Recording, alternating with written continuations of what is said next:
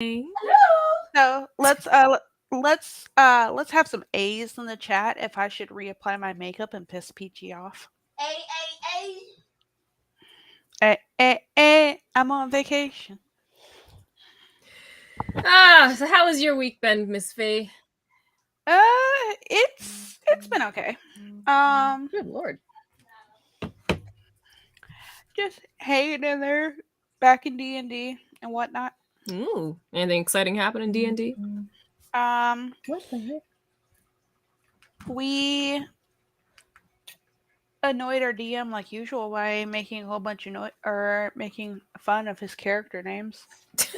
Sounds fair. Sounds accurate. Sounds cold. Oh, fuck. Cold as ice. Language, Lady Starsan. There are Children. impressionable minds here tonight. And you are the one. Excuse me. Exactly. Did you hear that Peachy put out a video where she said fuck? How much did Leon pay you to do that? I didn't say the word. Lies, I don't believe it. No, I actually said frick and just bleeped it out. Damn it.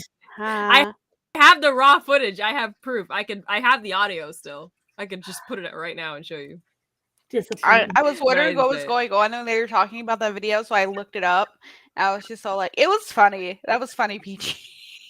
They took off my on my actual video. They took off the rating. I put it not for kids, and no, I put it for kids because I didn't care. And now they're like, oh, we had to change it to a rated 18 and up because there was some explicit violence in this video. And I was like, you put it on YouTube?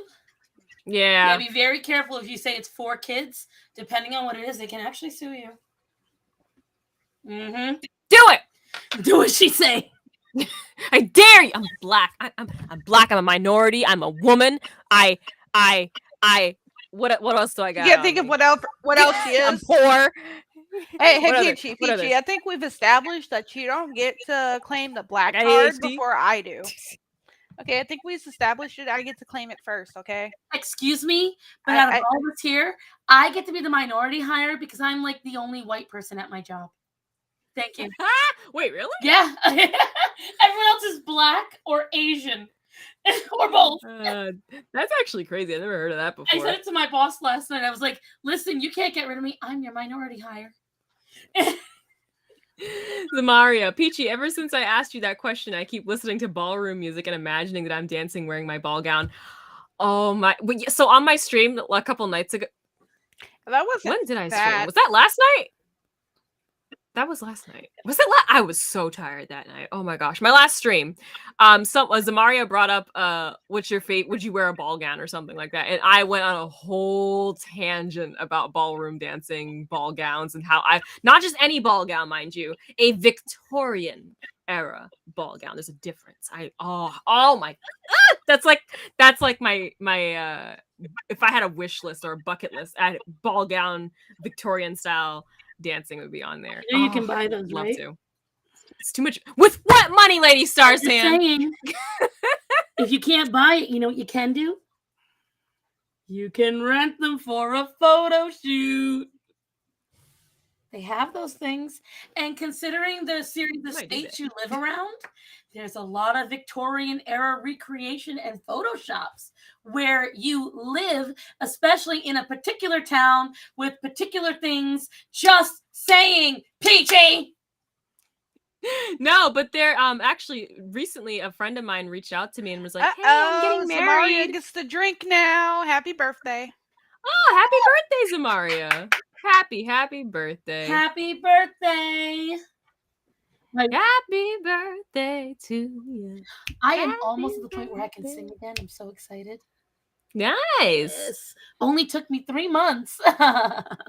Hey, Peachy. So I didn't fuck up my eyeshadow this time. Check it. Yeah, it looks really good. I was thinking your eyes look more prominent today. Yeah. You're wearing the nude style look. It's like a not a brown, but it's like a tannish. Yeah. I did buy. Let me switch back over, not completely to Opera real fast. Did you do your brows too? No. I never touch my brows.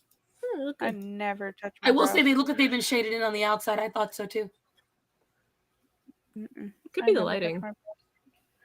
I bought And I have it coming in Tuesday, a new eyeshadow palette.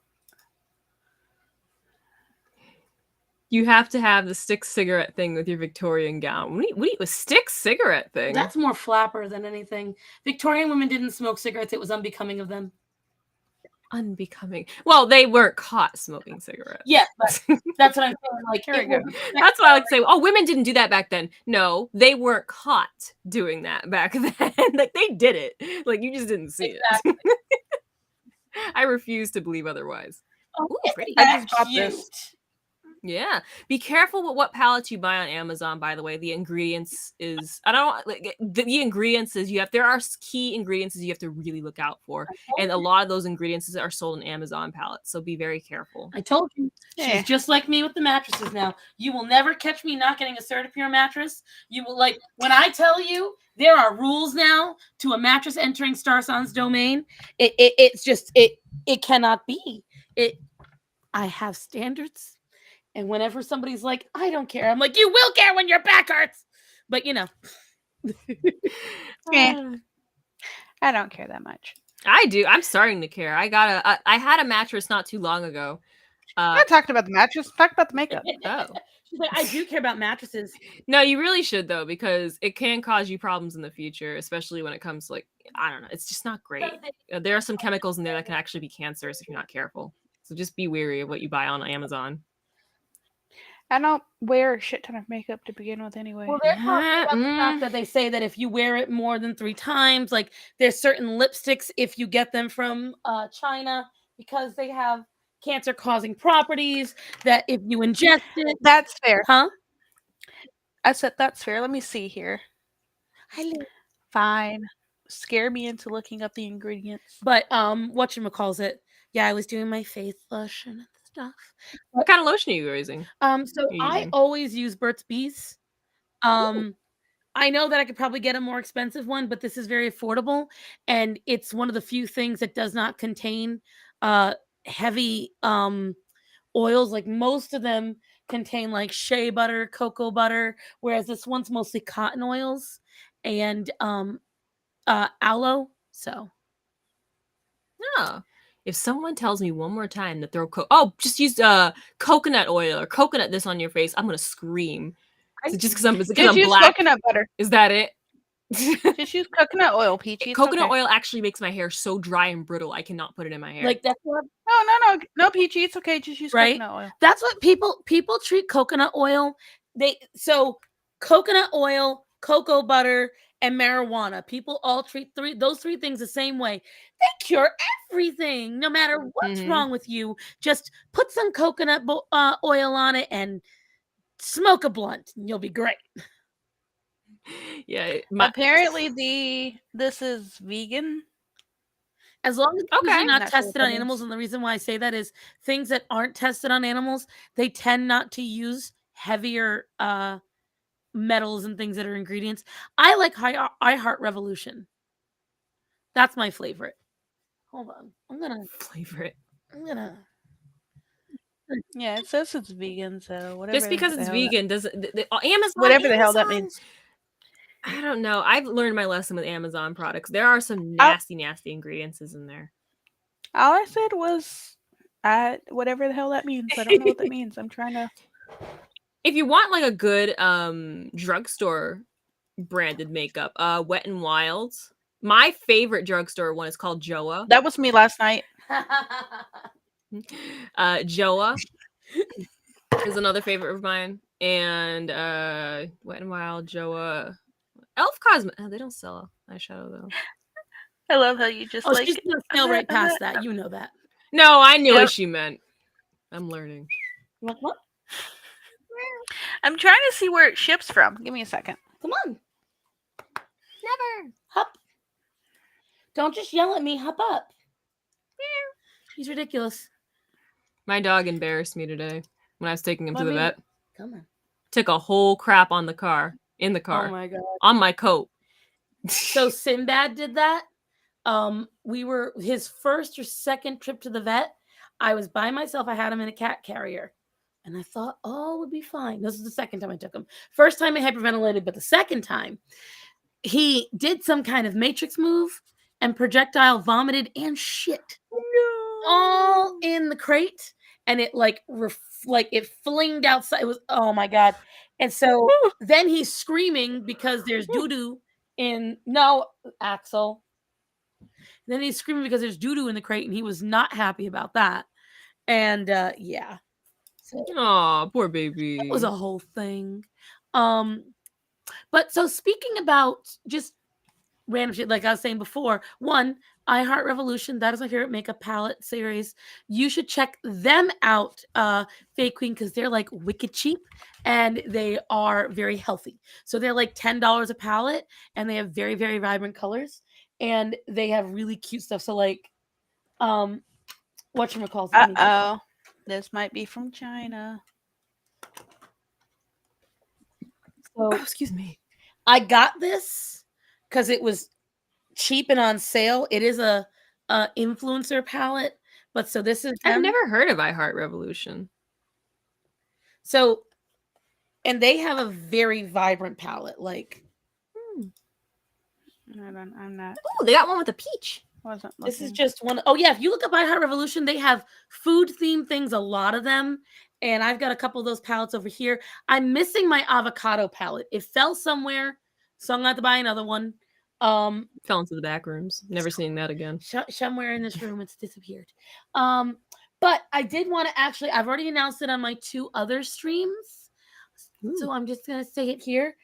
There is a new mother in my family. Not me. Oh. My brother is expecting a baby. Aww, congratulations. And I've already, my sister-in-law and we always have this thing we call Sister-in-law's Day Out. And so we're going out on Wednesday, and we're going to talk a lot of baby stuff. Also, I just wanted to show 2 things off, okay? I thought of Peachy when I bought these. Aww. Because I didn't know whether or not you'd be happy that I bought them. I'll be the judge of that. So, very unassuming CoverGirl and Revlon. Okay. Look at that color. If you watch my Lizzo video, guys, this is the one I'm wearing in it. This is called Aqua Shock 102. They need to call it Smurf Blowjob. Right? Well, then this one, this CoverGirl, I will say this one smells worse, but it's very pretty. They're both metallic and blue, and I was like giddy when I saw them, and I was kind of feeling a little down on myself that day. A couple of shit went down for me, so I just spent $18 I did not need to on 3 tubes of lipstick. But there is one last thing that I am 98% sure is going to happen now, but I do not want to curse it. I'm pretty sure that we're going to go, like, it's going to be approved and we're going to buy the house.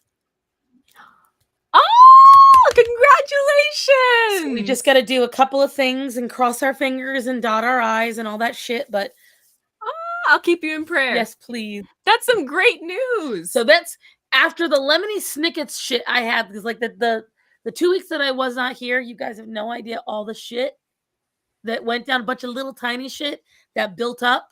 So I'm like, well, I had a lot of bad luck. So hopefully now I'm finally getting my pond. Yes, my little fraud, you are getting one. But it only took Mama 5 years. But what's the house look like? All right, hold on. I don't want anyone else to see it, but I know you guys won't do anything. It's a Victorian style mansion. Oh yes, of course. If there is doggone it stars, you better start that ball. What do you mean I won't do anything? I'll sneak into the back door and just like have a hidey hole and live in your house. You won't even ever know I'm there. Sadly, I'll just house ain't big enough. I'll just walk in one day, just unexpected, just through your back door, and be like, Starzan, I'm hungry. Oh my god, you don't want to do that around these parts. Is it in the same state or a different state? It's in the same state that I live in. Oh, okay. I was gonna say, is it in the same state? I hope so, or else I'm sitting. Yeah, because I know everyone I know is moving. That's the only thing. I hate moving. I don't just dislike moving. I hate moving. I hate it so much that even though this house technically does not give me what I want, I would much rather stay here and eventually knock this house down and just put everything in a storage bin and then re-put it back in the same house. So that is my house. Aw, it's so cute. Yeah. And it is not that big. It's still cute. You have a lot of stuff you could potentially do with that kitchen. So it's bigger. It looks bigger than it is, but yes, that's like we have so much we want to do. We have so like see that wall where the door is? That whole wall I'm planning on making like a statement wall with one color, but I'm also where the window is. I'm potentially doing it there instead. I'm not sure. Wait, there's so many doors and windows. What are we talking about? So in the kitchen, just in the kitchen. Oh, I'm looking at all these pictures like, oh no. The bathroom, I want to get rid of those that's my exact washer and dryer. They came with the house. I want to get rid of those, and I want to instead whatchamacallit, get a single unit. And see that room that has all the stuff in it? That's this room right here. Yeah. That is this room right here. Oh, your streaming room. Yeah, that's my streaming room. And cat room? Yep. Hey, can't kick out the kitties. And then the blue room is my bedroom, which is filled with a lot more stuff than my landlord had in it. Wow. Are you going to change the color? Or are you going to keep it blue? Oh, I'm changing everything. And if you exit out of the preview and look at it, you can see that my lot is entirely trees. That's beautiful. Like we're on an old farmland.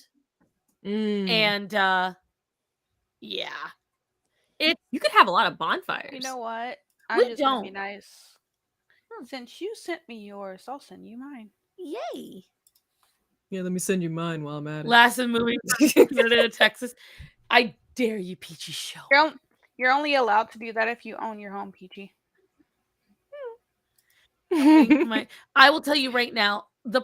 So if you girls are looking at the street view above, see how that road looks so nice and it looks paved? That's a lie. If you zoom in, you can see it's a dirt road. Yeah. And it is the surface of Mars. Like there is crevices and all sorts of lovely bullshit. But then if you go all the way down, I love that it's like right in the middle of the woods. Oh yeah, we are in the middle. Like that is one of the few real big benefits of my house is we are out where the banjos play. If you want to come for me, go ahead and try. We have 0 outlets, so you get in here, you're not getting out unless you run on foot. And are they selling it? No, they're not. Okay. I thought congratulations. But you know what's really crazy, girls? So about back in let me open this up. Back in January, when I went from Texas for no system, on my flight back, I had a connecting flight in Minnesota. Right? I get on the flight. You didn't say hi to me? How dare you? And who said hi to who didn't say hi to who? You had a connecting flight in Minnesota. You didn't come to see me. What the heck? You didn't drive the 4 hours to come see me. I'm sad. I only had 2. But listen, right? So I get on the flight, and because I'm fat, Southwest prioritizes you, right? So, Faye, this is beautiful. Wow. Yeah, is this your actual house? Yeah, we'll go through it once she's done with her story. I'll tell you where everything is. So listen, right? So I get on the flight and I'm sitting down and I sit in the very front. I didn't have because it was only like a 2-hour flight. So I was like, all right, here's what I'll do. I'll sit in the front. I can't have my carry-on. I'll take out my few needs like lotion and Blistex because the height makes my skin really dry. Shove them in my boobs. I'm great. This lady sits next to me. And obviously she's going to Charlotte like I am because but I didn't know she had a connecting flight. So she sits down and she suddenly really wants to talk. I'm like, you know what? It's only 2 hours. What am I going to do? Just look through photos? So I took some really cool shots of the sunset. And then, whatchamacallit? we start talking and we talk about everything. And suddenly it gets into my YouTube because she asked what I do. And I said, well, I work for a small online clothing company and I do YouTube. She's like, what's your YouTube? And I said what I always say to strangers. I don't know if you want to know that. I am very political. I'm very divisive for a lot of people because I'm honest, and that's it. She said she didn't care. Okay, so I tell her, and she thinks it's so cool, and she looked it up afterwards. Well, then we start talking about where she's headed. And I said, well, where are you headed to? She says, my town. I went, you're going there? And then she tells me she's going to a location, a park that I live right near. I'm like, I live right off of that on this street. She goes, oh, that's where my son lives. So I'm like, well, isn't that a small world? A month and a half ago, 2 months ago, she leaves me a comment, maybe a little more. She leaves me a comment. My son is your next door neighbor. I'm like, of all, how fucking crazy. So Sheila, if you're watching this, because sometimes she watches my stuff. So Sheila, like, she's so like, it was just like how like of all the things, like you always hear the phrase small world. But I mean, what are the chances that she's not only going to come to my state, my town, my and that's my mother-in-law. Diane, what are you doing up late? Hello, Miss Lady Star Sands' mother-in-law. That is Diane. And Di, this is Peachy and Faye Queen. Hi. So you could have got me. I don't have a mother-in-law. I have 2. Ooh. Yeah, I have a bunch. So I've got Diane and I've got Cheryl, and I lucked out because neither of them are bitches. So I don't have to worry about nothing. So it's great for me. And Matthew supposedly called you guys today. So, but yes, so it was just so. Whenever I saw that comment, and then I double check with him because sometimes Amazon screws up our packages. And so when I thought I got the lipsticks, which is what made me think of all this, when I thought I got the lipstick, I actually got something of his. And so he came over that day, and I was like, by the way, is your mom named Sheila? He's like, yeah, she told me about you. I'm like, well, also, Diane, let me know about the day you're coming. Anyways, we're planning them to come visit me. Aww. Well, I guess Matt too. They show up and they're like, surprise, right. You're gonna help me move today.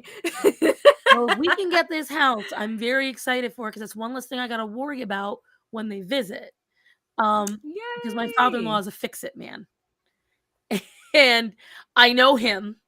He'll try to problem solve no matter what. And if this house is not under our name, I ain't problem solving shit. Because it'll raise the value of the house, which makes it cost more for me. Ooh, that's not good. Hey, Sheila, contact me. I'll pay you to dump a bucket of water on. She doesn't live here, bub. She lives in California. She's visiting. Okay. Oh, I heard it's like a hurricane happening over there or something. There's a lot happening over on that hemisphere, like that side. But yeah, I hope you're doing okay, Diane. Let's no. He's talking about Sheila. Diane lives. Oh, I hope Sheila's doing okay. Diane lives where you live. Oh, like I think like within an hour. Small world. Which is why I was saying if I ever go to visit my in-laws, I'll come see you. Hey, Christian, you didn't get a call from Starman today. Well, check Duggery. There was an earthquake today too. Ooh. Oh my God. Well, before we get into all of that craziness, please tell us about this absolutely beautiful. Oh, in the yard. Okay. So let's start from the second photo. So the one of the living room. Let's see, the one of the living room. So the where the TV is kind of where we have ours, but we have bookshelves and stuff there. And then underneath the fan, we kind of have a like a setup. That's where our wine rack is, and that's where we make the baby's bottles. Over by the window is where we have our couches in like an L shape, and that's also where I normally stream. And then the baby's playpen is there. Then Was it an the older couple you bought it from? we don't have any of this furniture though. And then if you go to the next photo, you can see into the kitchen there. We still have that table. And Sturdy our looking kitchen table. and our yes, you can see it better in the next one. And then our high chair's in that corner. Aw, And then our kitchen's the same. We didn't really do much with that. well, fine, you do whatever you want with it. Then, which room is that one I specific? can't wait to get my own place one day. It's so nice once you do. You never want to go back. You know the first thing I'm gonna do? I'm gonna decorate. This is so stupid too. I've always wanted to decorate the house for like holidays, specifically Halloween and Christmas. We never do. Really? Well, Christmas outside we have the lights and everything. Inside we barely have anything. And I want like lights. I want Santa. I want this. And they're like, but that's so much stuff to put away when we're done with it. My It's like, husband's that's like not that. the point. And it's like, no, it's magical. And I was not allowed to celebrate like Halloween or anything Halloween related. We have nothing Halloween in our house at all. I am going all out. So Halloween. then why don't you just come visit me Oh during my Halloween because I gosh. plan on decorating. Oh my gosh. I'm so excited. I already like I'm going when I go to work, there's like this Halloween stuff. There's already Halloween stuff coming out. I'm looking at things like I'm gonna get that. I'm gonna get that. Oh yeah, that I can tell why you can't tell because they all the same ceiling fan, which I guess is nice, but I don't like ceiling fans. They're just kind of there. You can't move them. how many You can't move them like an Animal Crossing. how many rooms do you have, Faye? Give me 1 second here. I'm trying to see something. Where is it? I want to buy a house. They're so expensive. Yeah, me too. I don't understand how you have less square foot than me. Your house looks huge. So if you go to the first bedroom photo, it's just like a TV and a bookcase. Yeah. That one it's bigger than it looks. That's our bedroom. That see now I thought the one with the bed in it would be the one you chose. So there's a story about that, but the next photo, the next bedroom, the gray one, is actually the baby's room. And then the one after the bathroom is the room I'm in now. I was gonna say that looks like the room you're in right now. Yeah. So this was originally our bedroom. And then we decided to move upstairs because the room we're in has a little bit of a better layout closet and it was going to be closer to the baby. So That makes sense. we're upstairs. Plus, when we tried to put her bassinet in here, Mhm. we didn't have as much room because our bedroom upstairs isn't as wide as this room, but it's longer, a little bit longer. So we took out the dresser and we were able to fit her bassinet better and have more closet space by moving upstairs. So we did that. Is that second bathroom in the basement? The one right after, yes. The one with Second the washer bathroom. dryer, yeah. Yep. That is big. here in the basement. And then if you go to the first outside picture with the patio where the fence is, the fence on the side facing the street, we tore that down. Really? And yeah, and where the patio is from one end to the other, he used to work at a brickyard, so he brought home a whole bunch of free brick and he built me a flower garden right there. So Oh, we have a flower garden there, and then out by the street, because we tore that fence down, we have a bush line that we're starting to grow there. nice. You have a beautiful like what I love about this house is that it came pretty much set for a family to build in. Like it really does look very picturesque. And the thing is, this is a house that would definitely be able to be sold very easily if you wanted to. The house right next to us sold like within like 3 months. The people that live next door, their oldest daughter had a baby, and their youngest daughter was in college about 40 minutes away, but she was still living at home. So they decided to sell and move to where their youngest daughter goes to college at because it's also closer to their oldest, so they can see their grandchild. And their Aw. house sold so quickly. Speaking of which, if I send you this as the last part, this is the house right next door. And if you go to the 19th picture, you can see my husband's vehicle. And on the other side of it, you can see where the flower garden is, if you look closely, and you can see the bush. That's kind of so funny, though. That is so funny that you can do that. That's funny. I got curious one day when I knew they were selling it, so I looked at the listing, and when they did new pictures, the Jeep was in it, and you can see the flower where we tore down the fence and the flower garden and one of the bushes. What makes me so like giggle a little bit is that your state designs houses the way that New England does. Because when I moved down here, something that really blew my mind is how different the house design is down here. Also, Diane, I'm still stuck on October 5th. I'm just saying. She's talking about when traveling. I'm still stuck on October 5th. I'm just saying. I would like that. It's also my wedding anniversary, which is kind of why I want them here for it. Because just be really cute. But yeah, like there's no basements here. Like at all. Garages tend not to be attached to the houses, or if they are, like it's very weird how they're all set up. It's the houses to me can be nice here. It's just they don't really utilize the space the way New England and cold weather houses do. Like they don't have as much storage. When I moved here, that was something that really annoyed me, that when I moved here, storage is almost non-existent. Also, I want to state this now, ADHD moment, but because I didn't get to say it to the girls off screen, but since Peachy said it, we're not going to stream, or at least Peachy's not going to stream very long tonight. I might not either, just because I have been staying up till 4 a.m. every day trying to get that Lizzo video done, and I want to be awake on time so I can edit the next 2 videos. Are you trying to get into the no sleep club too? No, I just got out of it. We're open for members. I just got out of it. I'm trying to get you into the sleep club. Never. And my brain won't allow. Yes, Diane, I want you to visit October 5th. But just in case the Starman did not say it, because he was saying that Duggery is, look at the front. That is so pretty. Is this the one you want to get, Faye?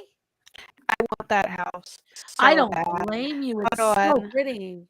Let me resend it because that one has like no pictures of it. This one went for sale shortly after we bought ours, and every time I pass by it, I want it. I want it so bad. So when I'm actually afraid to look at houses. So when Starman and I first wanted to buy a house, there was this house I wanted so bad. You can ask my mother-in-law, like we were aiming for it and we were right, but we got pre-approval, we had the amount of money, everything fell through. Oh, this house is gorgeous. Yeah, but you're the first, aren't you the first, Diane? Your anniversary isn't October 1st, you guys? I could have recalled it was the 1st. Maybe I'm wrong. Oh, that bathroom. Oh, wait, let me see, because that was an excited face. Oh, but it went up in value. Oh, that sucks. Look at that bathroom. And I was actually going to say that too. I actually don't know if this is greedy of me or not. One of the biggest things I'm really hoping when I do move out and get my own little house one day, I can't stand it when the toilet is right next to the bathtub. I don't know why. And I do know why. I think it's I don't like getting out of the tub and like reaching for something and having the fear of something falling into the toilet. This house screams I don't know. 90s elegance, and I love it. I hear you saying, "Oh my god, that bathroom!" You're right, Isn't it? Oh my gosh, that I bathroom! want this house so It's not near the tub. bad. Oh my god, So Faye, the bad. things you could do with this house. I Dude, I know. want This it is what getting You can old hold is like, balls. guys. I need you to understand. Dude, it's This like is what 3 getting old blocks. is like. You window shop houses that you can't get because you just want them so bad. It's like Look at all 3 that blocks space in away. the basement. It's Only 3 blocks 418. away. The pagoda in the backyard is perfect for reading. So cute. I love it. The driveway is like this like half circle. So like there's a spot where you could just have a giant flower bed. And like it's so cute. I love it so much. And I want it. And every time, when we pass by it, if we're walking, I like jokingly tell Garrett, like, yeah, go get me that house. Like, go trade them our house for this house. Like, go like old school, storm the castle, siege, take it over. Like I have purposely stopped looking at houses for this exact reason, because I got this one and I don't want to move. I don't. Plus, I can't. I promised my landlord that I would buy this house from her. So, and my brother was like mad at me tonight. He's like, "This house isn't good enough," and I was like, "You don't understand. I gave her my word. I will not go back on it, because she sacrificed a lot to let us live here so we could buy it. And the thing is, this is almost 2 acres of land. Push comes to shove, I can buy it and knock the shit down and then just put up a prefab. So it's not like it's the end of the world, and prefabs are fucking nice. But for now, I will accept this. I'm happy with this because it's a roof over my head, 4 walls, and ain't no one fucking bother me. I can get as loud as I want in this neighborhood because half my neighbors are shooting off their semi-automatics. They're launching cannons. They're having mariachi bands till 3 a.m. Their dogs are running loose. Their chickens are running loose. They're blasting their rap music through here. So you know what? I'll stay right where I am in my little redneck ghetto, and I will be very happy because for the most part, it's very peaceful. When you own the house too, you can always add on to it, change things up as you want. Exactly. Especially the amount of land. Like, if you saw, so all of that is like, we're the only brick and mortar house in the entire stretch. That entire stretch of neighborhood you see, everything is either abandoned or it is a trailer. They may be well-kept trailers, but trailers nonetheless. We are the only brick and mortar built without a double wide in the whole place. So it's got value in that. We've got almost 2 acres of land, and I can easily expand upon this house. I will say there's definite things like I hate the ceiling.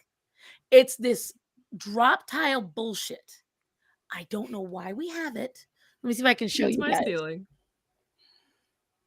That's my ceiling. Trying to say something? Yeah, your ceiling sucks. I know, because I hate it. Like, yeah, it's not that great. I hate it. Spiders get in it. Not only that, but you can see when Oh, any you moisture farted. got in at any point because it'll bow down just a little bit. Not enough to make it look like the roof's going to cave in, but enough where you're like, this whole thing. And when it gets dirty, it's worse than popcorn. It is worse than a popcorn ceiling because it's this, like, when you wipe it, you can feel that it's too wet and it might be. So yeah. Peachy, Bublito sent you a message. My message on where? On the screen. Look at the comments. Speaking of spiders, what's that thing walking on your neck? Ha ha ha. Very there is funny. something on the wall though.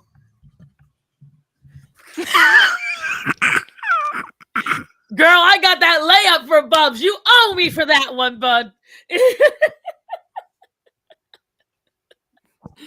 That's the No, but second I time did I've have to gotten you, fight off Pete. I found a centipede in here like a few days See, ago. those It's kill still the 6 spiders. You don't want to kill them. I could stop a robbery tomorrow. They're dead the moment they get in my room. No. I have See, a crippling phobia of centipedes. have I House told centipedes, you, to be specific. Peachy? Have I told you my army that I have here? Of Have I house told you about my centipedes? army? No. House. Oh, thank. What No, army? no. You scared me. I have guards at every window. Oh, the cats. Yeah. No. No. I have Shelob, Gorlock, Carlita, and now I've yet to name the trapdoor spider at my bedroom window. Whoop. Name the trapdoor spiders. You already did Named it Shelob, do Peter. and Goliant for the other one. Which one? I said you already did Shelob, do and Goliant for the other one. Angolian? Okay, I will do that. So we've got more, but I'm only naming the ones that pay rent. Okay. So Shelob has paid rent in those outdoor roaches. Gorlock has paid the most rent. That fat bitch. She got an abdomen that's at least that wide and that Ooh. high. Oh yeah, these bitches be thick. Carlita's the fattest. And so if anyone knows why I called her Carlita, you girls don't know. You weren't a part of the Star Sun Galaxy then. So during 2019, when my mom and my best friend passed away, at some point, because I my IBS was at its worst, so I was in the bathroom a lot, and I started looking up at the window, and I noticed there was a spider web inside, rather large one. And I was noticed it was attached to my curtains. So I pulled it away and I noticed this spider about that big flew back into the web. And I was like, Carl, you can't do this. And I just did not want to kill it. I was like, I'm tired. I don't want to rip apart this whole web. Well, then I started calling Carl my little buddy.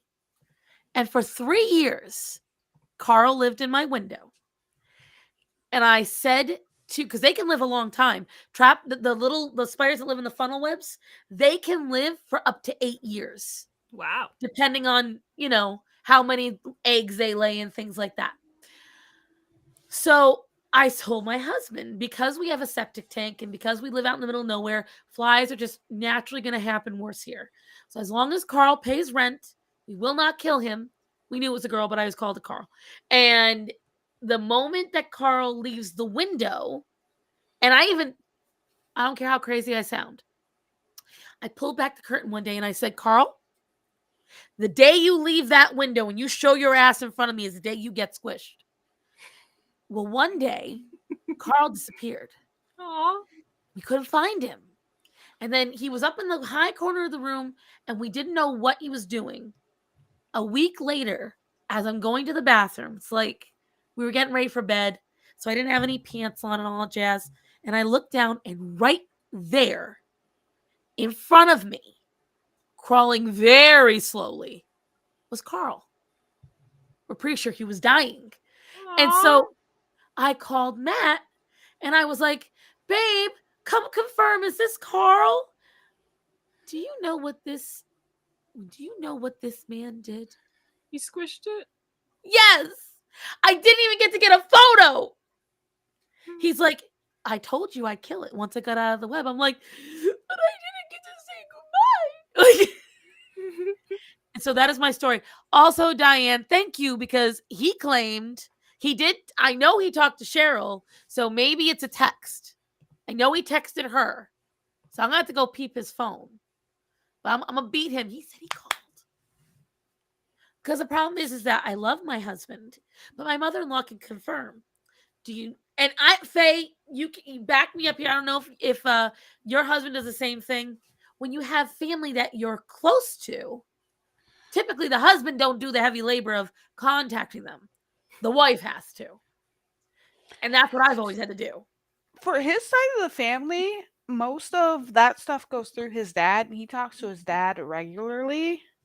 Lucky. As far far as my side of the family, I keep up with them, but there's a lot going on there, Well, so I that's don't do different. much with that.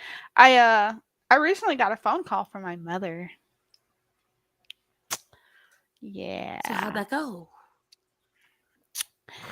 I got a call from a number I didn't recognize, so I answered it because it said it was a verified number. And I hear this voice on the other side saying, I got a new phone number. And my immediate reaction right after that was not to say anything, and I hit the hater button. Did she try to get you a hold of you again? Nope. Said nothing. Immediately just that's it. Hit the hater button and went about my day. I don't understand why she keeps like you've made it very apparent what you do and do not want. I don't understand people. I don't understand people. I don't understand her because She doesn't understand her. That's all I gotta say about that. it's just ridiculous. So, Peachy, speaking of, how goes your battle for I'm gonna independence? I'm gonna send you guys a photo real fast. Go right ahead. Discord, right? So, Peachy, Hmm. how goes your fight for independence? Ah. Aw, cute. Hmm. It's I don't think Peachy realizes what I just you sent. sent a picture of baby. Okay, there's more there, Peachy. Toothbrush? Oh right, yeah. Your baby has a first teeth, right? Her tooth. I love how confused. Yeah. I like how she's sitting there like, I don't understand what this is, Ma. She's like very lost. Yeah, getting a little tooth, little toothy. Cute. And I had a feeling it was coming because she kept biting me and it kept hurting worse than it normally does. And she likes to bite down and pull off at the same time. And I got to the point where I was like, no, can't do it anymore. It hurt before, it hurts worse now. I stuck my finger in her mouth at one point, or she started chewing on my finger, and I was like, oh no, what's that? I was like, no more biting. I felt it. It's coming. No more. I'm done. Oh my god. See, that's the one thing when and I know that I'm a minority when I say this. Whenever I see moms that are okay with their baby not only latching down but like grabbing the tit and just going and they just let the kid do it, I'm like you're literally teaching your kid bad habits early by letting them just like abuse you for the milk. I'm like teaching that they can drink without having to chew off your nip nap. Like that. Yeah, because I I've looked it up about why they do that, and it's apparently because like they've emptied you and they're trying to get more milk to come out, so that's what they're doing. Right, but still. Yeah, I know. Like I hated it before, it's horrible now, and I'm just like, nope, I'm done. I'm done. One of my friends, her Can do baby it. split her nipple. Ooh. Oh, when she told me that, because I just, so things I get afraid of. When I was 5, I remember this. I was in my elementary school and I saw a lady with a split earlobe. I was terrified. I've been terrified ever since of my ear getting split. So I get very like intense about like, that's why I wear the Huggies cuz they're very close, they're hard to hook, and I won't wear posts cuz posts shockingly are easier to split than a Huggy. And the other thing I get afraid of, which is why I never do the nip knot piercing. After I realized it was completely possible, I was like, "Oh, that's never happening to me. I'm just not a pump." Like it was just horrifying to me. Yeah. Thankfully, she only has the one.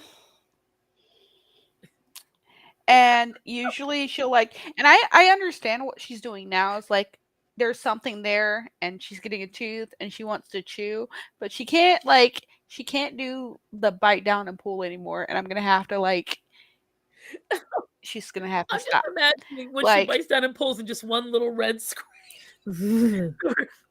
Mm. And mommy stops after that. Blech. Nope. Nope. so usually I'm just all like, okay, you're done. We're going to bed. You want to cry? Cry. See how I get her to stop though is she'll do that when the milk's empty, right?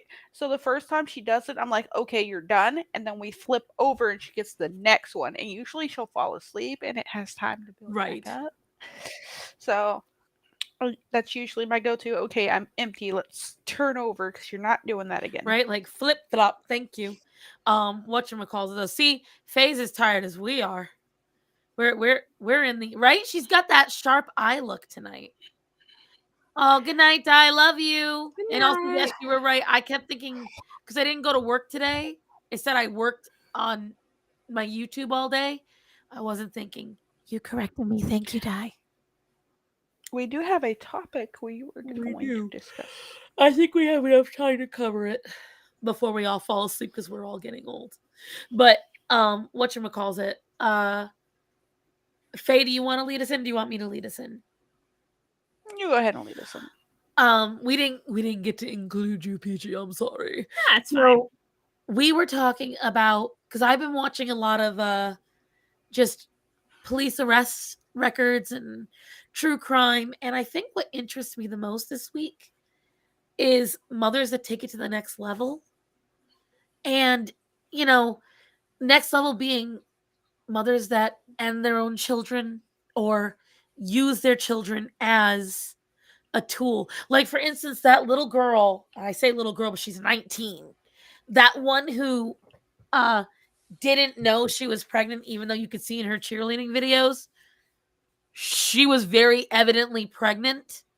And then when she gave birth in the bathroom of the hospital, she covered up everything as best she could, and she put the baby in the bottom of the trash can and then put the I don't see. I don't want to talk about her because I'm she so mad, angry. right? Like I'm so mad about that. That's been going on for so long, and every time I start to think about that, I want to cry.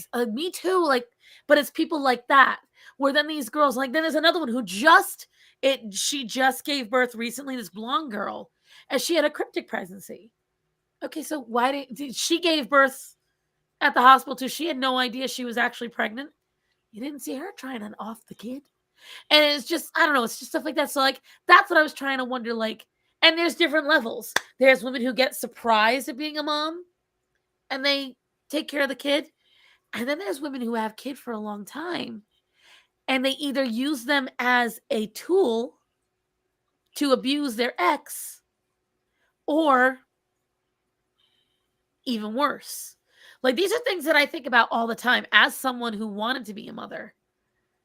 I don't understand how anybody could have a child and use that child against their parent. Like, use them as a weapon. That doesn't make any sense to me. Like, why you would put your kid through that. And there was a lady I was watching today on Bose versus the World. She had 3 kids. First a girl, then a boy again. 3 dads. The first 2 dads were first 2 marriages, and both ended badly. And the little boy, like, she would get mad anytime he was happy with the dad, and she would abuse the little boy and then claim it was the dad. And I don't know. As children in the situations that you were in, and one as a mother, do you even have any headspace where you could understand these actions? I want to say mine's going to be until I explain it, it's going to be a little off-putting, but I'm going to say yes. Now, that can explain these actions. But I'm speaking from a personal experience of someone outside looking in at a very specific Okay. situation. Okay. In general, if you're doing it to get back at someone, no. You shouldn't be doing it to get back at someone. Now, or just to make someone's life a living hell. Like, don't weaponize someone's children against them. Now, I have a best friend who had a baby when she was 19 with another person that I know. I was friends with both of them. And around the time when it got closer to her to give birth, they had broken up, and I had kept hearing stories about him saying some very mean, horrible things.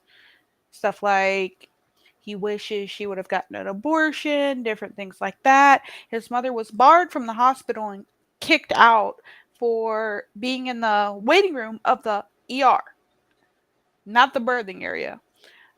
Saying things like that wasn't his baby, and a whole bunch of other stuff to random people in the lobby. And I know about this because I went up to the hospital when she was giving birth, and her stepfather had walked down to the main area in the hospital to get something from the vending machine or to go out to smoke. I think it was to go out to smoke. And he heard her and cursed her out.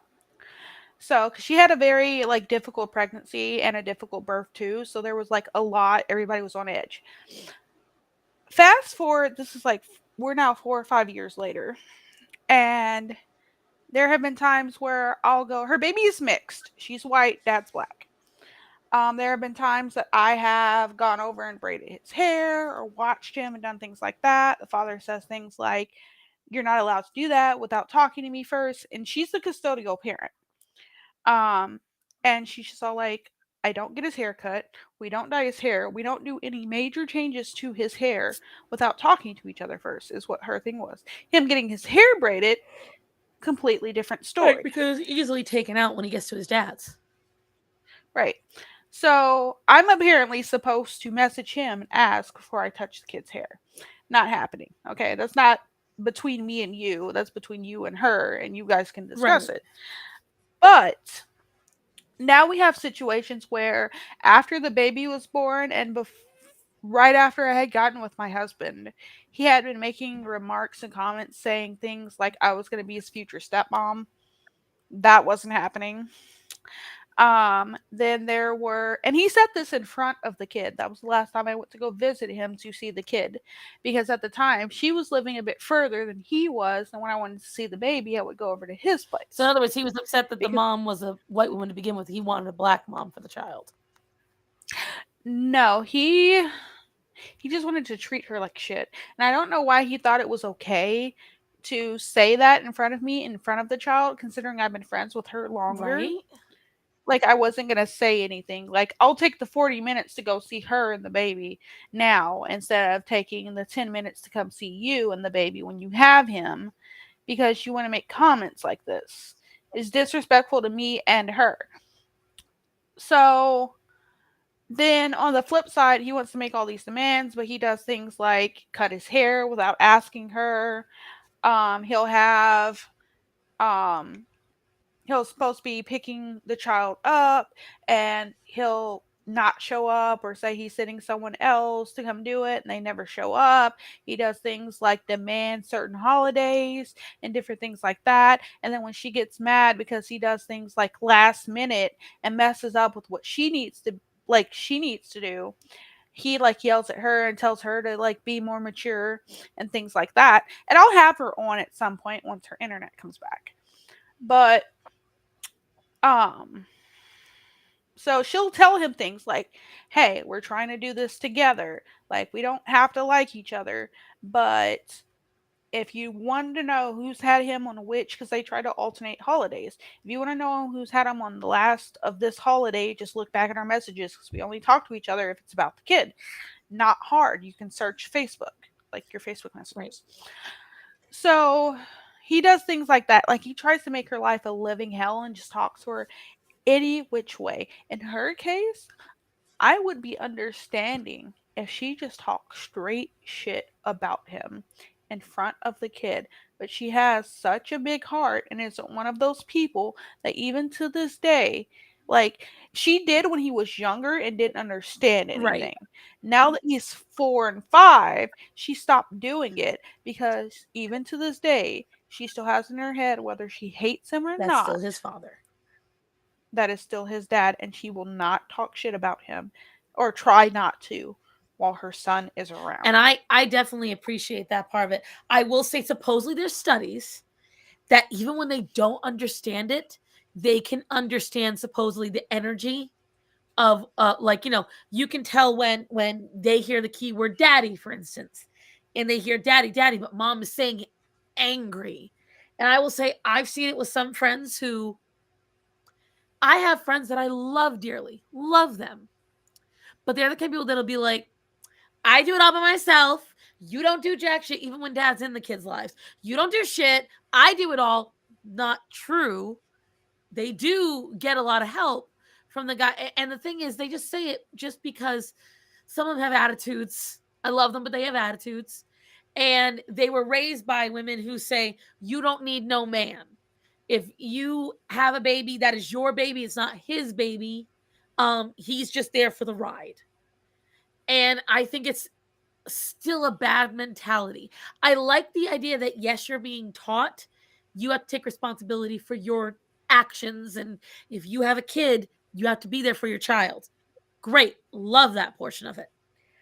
I don't like the whole acting like I don't need your daddy when you're in the same house with that daddy, because it just it am I making sense what I'm saying? Yeah, I get And what so you're saying. that's the people I know like that, and I have seen the kids kind of reflect that to an extent afterwards as well. So I agree with you. It's great that she stopped once he especially understood. But I was just saying, for devil's advocate, they supposedly said even when they don't understand, they understand. But that also goes into things where supposedly kids, when they're born, something that their great grandparent went through, they'll have some kind of instinctual reaction. I don't really believe that, because they're trying to compare it to, like, again, follow my breadcrumbs. You know how, like, they say, well, how does salmon always know where to go? Well, how do buffalo know where to migrate? Things like that. And there are animals who have never been with the wild populace that'll still know these things. It's generational instinct. I'm like, yeah, that's after thousands of years of them doing the same thing. This is like it happened to one person in the family once, and they never met that person. Don't. So that's where I find some of the science to be a little. What if it has been going on for 1,000 years? I think they know. Would they though? Like that's how problem child or problem children kind of happen, right? Mother ears. Uh-oh. Mom ears. She hears an upset child and she going for it. Oh. Oh, daddy is. Never mind. Faye, I have a bone to pick with you. Hmm? Where you been hiding that ass? Look at that little bubble butt. She stood up and I was like, wait a minute. I literally sent you a video that apparently you have not watched, Starfan. Girl, if you look at my Instagram, I have got missed messages from half the people in this chat, because I get bombarded, and I'm not upset about it, but with everything going on, Hold I on. just don't have the time. And so I get Hold on. videos from Edie, Rachel, Black Cats. I have 4 other friends that send me stuff. And then on top of it, when I get a bunch of things from Discord, I never look at Discord. So that's even worse. Like, if it happens on Discord, I never know. Okay, hold on 1 second. She's like, I'm sending it to you. You better watch it right now. You better be in a bikini then make it worth my time. Okay, I got you. Hold on.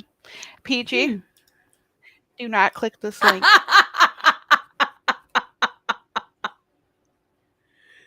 PG's like, I want to now. I kind of do. No, you don't. No? It's a No. video. Mm-hmm.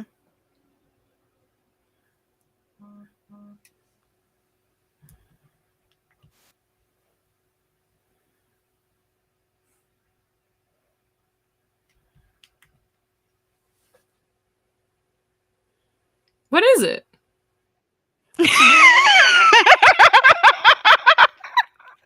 Starts in space. It's the reason she got her husband. Hold on, I'm still watching. You leaned all the way back. Hey, Starson, I bet you won't find that in your beach.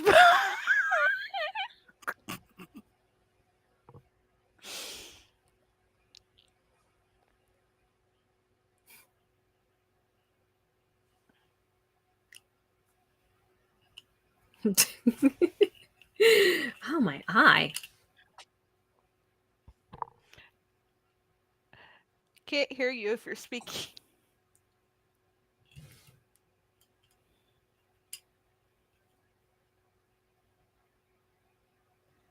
You and I share the same flexibility.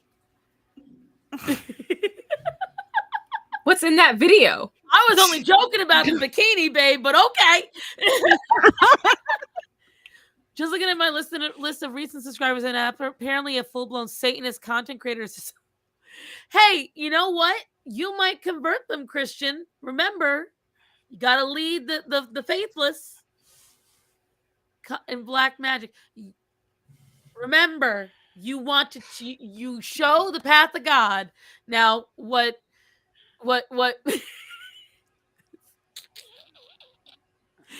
It's not the path of God. What she's showing. But I will say, Faye, you have a very excellent spin and fantastic landing. I am very impressed. Is that a career or just for fun? I was messing. See, I used to work there as a bartender, so there it was empty, and I was messing around because there was absolutely no one there. The person who filmed, her name was Mary. Yep. So Did she teach she you? just came up. No, I learned by watching. Hi, James. Do y'all know the monarch butterfly migration? They avoid Lake Michigan, and scientists think they used to be right. I've heard. See, that's what I'm talking about, the generational memory. Agreed. I did hear about that. Let me tell you something. I have been granted a permission. I feel the urge to finish the video, but it's long. It's the length of the whole song, or almost the whole song, until I got tired. I was just like, I'm done. The shoes play a part. I will say, supposedly those shoes that you're wearing, they don't. Wow! That had to hurt. So you're a visual learner, I see. Very impressed. I won't lie. Very impressed. Again, I'm too fat to do any of that now, and I hurt like hell to even I was try. going to say that looks like it already hurt because I know it takes a lot of callus building to get that way.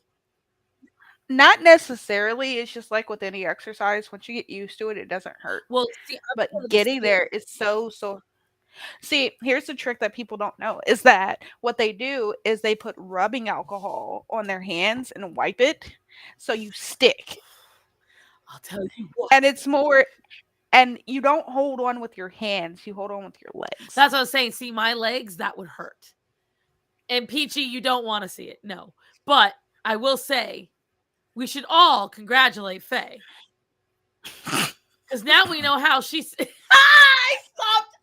I stopped right on a back view. Okay. Let me tell you something. We now know how Faye sealed the deal on that ring. That's all I know.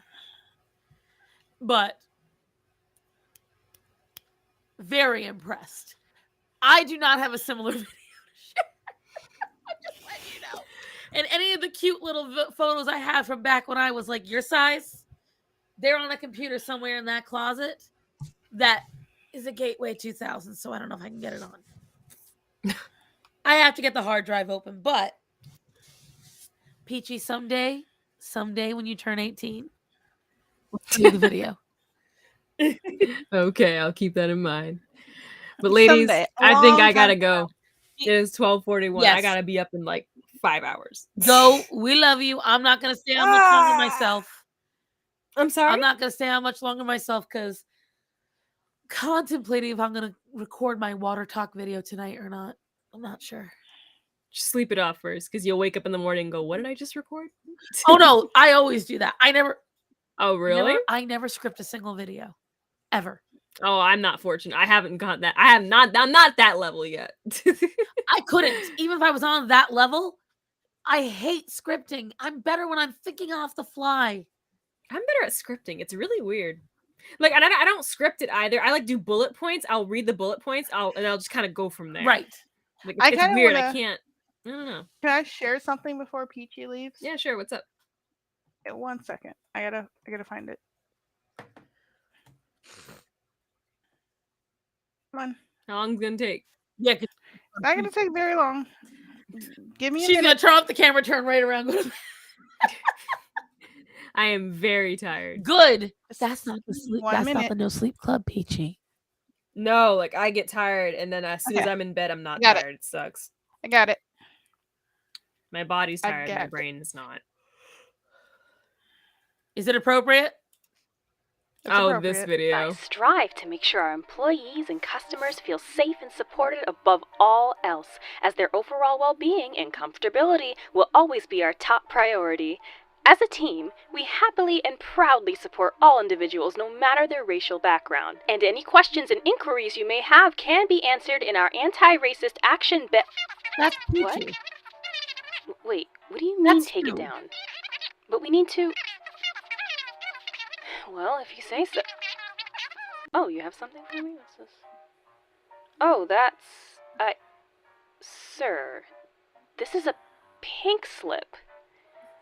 What the f*** do you mean because I'm... At Best Buy, strive to make sure our employees and customers... See, now that's acting. That's different. That was also really good. Oh, thank So you. You do the intercom things too, don't you? Intercoms? Attention, Walmart shoppers. The time is now 10:45 and your local Walmart will be closing in 15 minutes. We ask that you Get your shit and get the fuck out. we had a No, I don't. I don't do the intercoms. That'd be funny. Oh, though. I love doing the intercoms. And I've never done the intercom. Oh, I love the intercom. I'd always love to be like, thank you so much for shopping at Walmart, where you can save money and live happy. Good night. Does anyone ever listen to those things? Really? Well, it's different when you used to work for the company. If you're a regular old customer, never worked retail, no one listens to those things. See, ever since I started working retail, I will listen to the intercoms at any company I'm at because I'm like, what's that code mean? And I'll look and I'll watch the associates. Because they'll, whether it's a code orange or a code silver or a code amber, which is usually an amber alert, you can always tell a severity by when the associates go, and then they all bolt. So that's what I like. I like learning that shit. But you go to sleep. That was a very good video. Thank you for Oh, showing thank today. you. I just did something I did for fun, but thank I you. needed- Next one will be the Nutter Butter. No. See, now, if she makes a TikTok with videos like that, girl, that's how you're going to get viral. Wait, about what? What that video you just made? That video you made? Oh, I try. Apparently, YouTube Shorts you can't make a YouTube short on a PC. You gotta like, upload an actual video, then you gotta do it on your phone. It's so yeah, dumb. you got to do it through your phone. But Ugh. once you do the editing, I'll teach you how to do that. That's easy. Yeah, it's so frustrating. I actually almost deleted it because I didn't like it. No, you did a good job on it, but don't worry. I'll teach you. How you think I do what I do? I do everything through a bubblegum and duct tape process, but it works. Yeah, but making shorts are fun. I might be doing that more often. That's the one thing I'm mad about my TikTok, that it got deleted, because making shorts On TikTok, so fucking easy. So easy. And then I can't get into the TikTok that I made to replace that TikTok because I can't access that email anymore. And so I don't know how to get the email replaced so I can get back into it's a whole thing. Oh, I'm sorry. I'm very annoyed.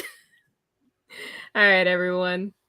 It's nice to have you. Nice to see you, ladies. Yes. I'm sorry, I'm half dead to the world right now. Until I get in bed and my body's gonna be like, now you can't sleep.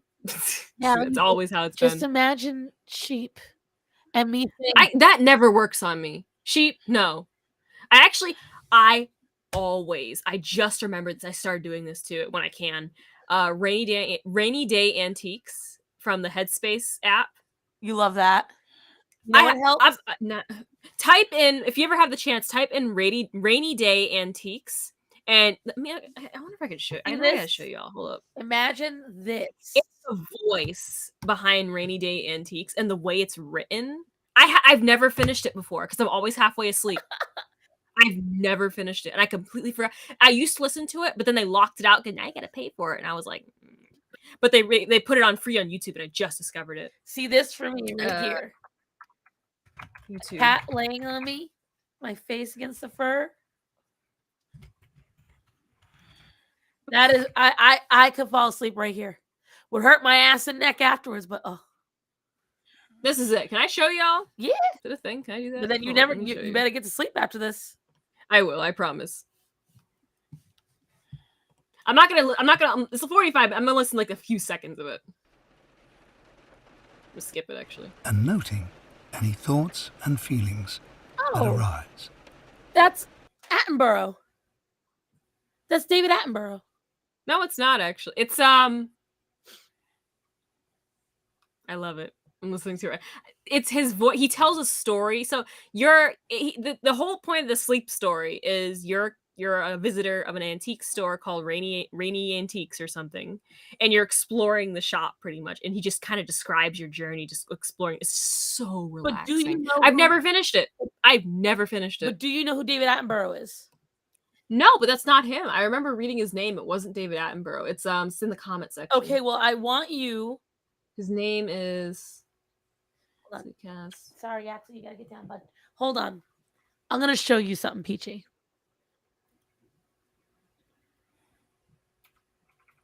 Simon Preble.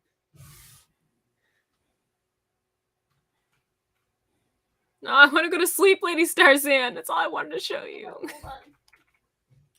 You're gonna see. Hold on. You're gonna see. Hold on. What is sleep? I want to know what that is. Please tell me. Come on, shut up.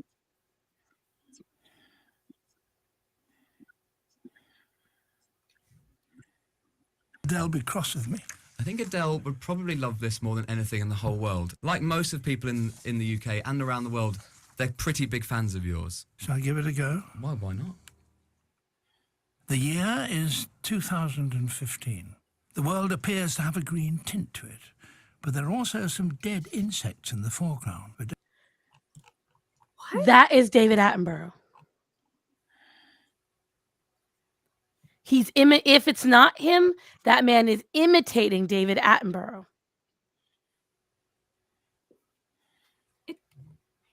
Hold on. They do sound similar. Don't worry about that for now. Look as the world's most famous pop star zooms down a dirt track in an old Mini. Money certainly hasn't changed her. So now, who's Simon Preble then? I don't know, but I'm telling you, maybe it's an alias name. From here on out, if you ever need more content besides Rainy Day Antiques, just look up any documentary by David Attenborough, which is literally all of National Geographic and all of Discovery Channel and all of Science Channel and all of the History Channel. The man has narrated half the world. I got one more thing for Peachy. Oh, more Peachy news. Okay. She's so exhausted. Ready? Audible Inc. presents Go the Fuck to Sleep. Written by Adam Mansbach. Narrated by Samuel L. Jackson. The cats nestle close to their kittens. This is This is licensed. We can't keep it on. But yeah, then we can get clock for it, but that is also very helpful. See, that's why I played that interview, because it's not licensed. It's just an interview. But True. But all right, ladies, go to bed. Go the fuck Yes. to sleep. I gotta wake up in another. Actually gotta wake up in an hour to give my dog his medication every 8 hours. You can't give it to him now? Can I? Is it would it affect him? I don't know. I don't know. Does the bottle say it has to be every 8 hours? Yeah, it says every 8 hours give him this medication to help with his for those who don't know, he has some really bad irritations on his neck, and it's a bit worse than I thought it was. He's getting better though, it's just really slow progress. Poor baby. I don't think you have to be exact with those 8 hours. You sure? I don't think you have to He be didn't eat exact. the thing anyway. You're right. He didn't eat the whole pill. Ah, so I think I can give it to him now. He chewed on it. The contents fell out and all over the carpet. He just kind of went and walked away. And I was like, Little bastard. now I gotta put it in peanut butter or something like for him to eat it. Or cheese. Cheese. We don't have cheese. Do you have bacon? We do, but it's cold bacon. I don't think he's gonna care. Microwave it. He'll be fine. Stop it. All right, ladies. Have a wonderful night. Have a wonderful night. Good night. Bye. Good night. Prayers for my job. Yes. Tomorrow. Or tonight, in a couple hours, actually. Yes.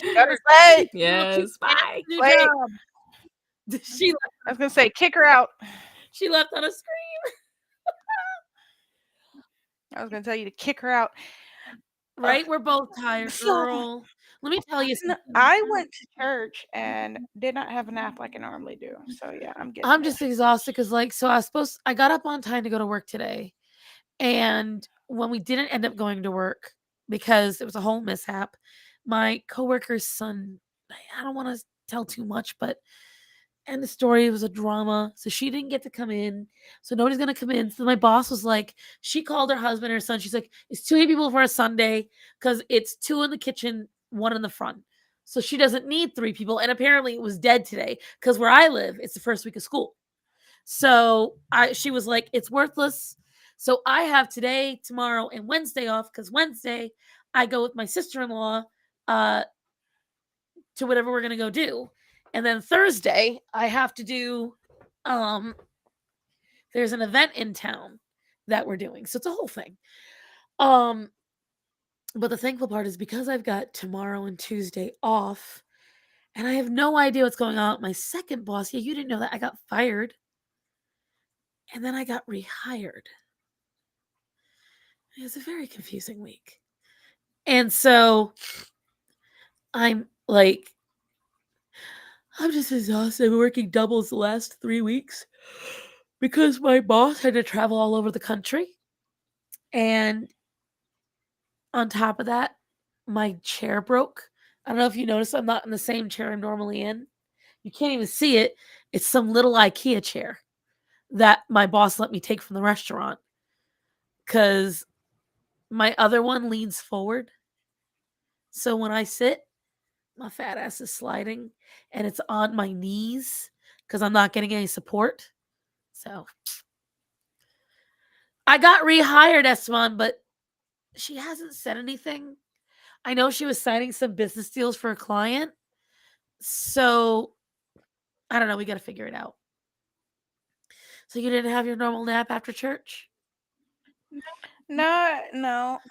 Sleep has been getting a little bit better, so I'm not as tired. Because usually I do take a nap after church, but I did not have that today. Which, today wasn't a bad day, and I got a decent amount of sleep. So, the thing is now I got to get up there to that baby. I have time, but I have to get up there to her eventually because me and my husband got into a fight today. It wasn't. See, it's gotten our fights used to be so bad, mainly on my part, and then recently I've just kind of let go of being so angry. That's good though. So they're not as loud and horrible as they usually are. So we get upset with each other, but nowhere near on the level that we did. And I'm trying to get I can. comfortable. And so the last I've been telling him, because how our schedule usually goes is I'm with the baby all day, Monday through Friday, and then he gets home and I let him do his he, like, takes over this room. I let him do his thing, play his games, do whatever he wants on the computer, and then all he has to do is watch the baby while I cook. That's generally all I really ask, maybe a diaper change here or there, but generally that's all he has to do is watch the baby while I cook, so if she needs anything, I don't have to stop, 'cause sometimes I can't really stop, and then I'll have to wash my hands, and it's just a whole mess. So, outside of that, he does whatever he wants Monday through Friday. Um, he watches her on Wednesdays when I go out to do my own thing now that I'm back in D&D, and then on the Mondays that are bingo, it's once a month, he watches her while I'm at bingo for 2 hours. So, he only has her for a few hours a week, um, mainly for bingo nights, Right. and or not bingo nights, D&D nights. But when Saturday comes around, it's supposed to be date day, as we call it. He has 2 girls he has to take out on a date. So or I take or whatever, but we do something.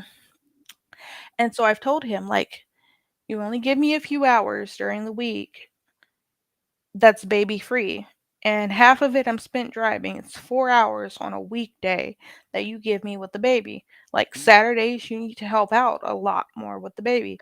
I shouldn't have to ask you 5 or 6 times to stay off your phone, stay off playing your game, because the game that he plays, it's online, and he can't pause it and walk Right. away." So, he comes back and it's like, "Well, you play video games all day."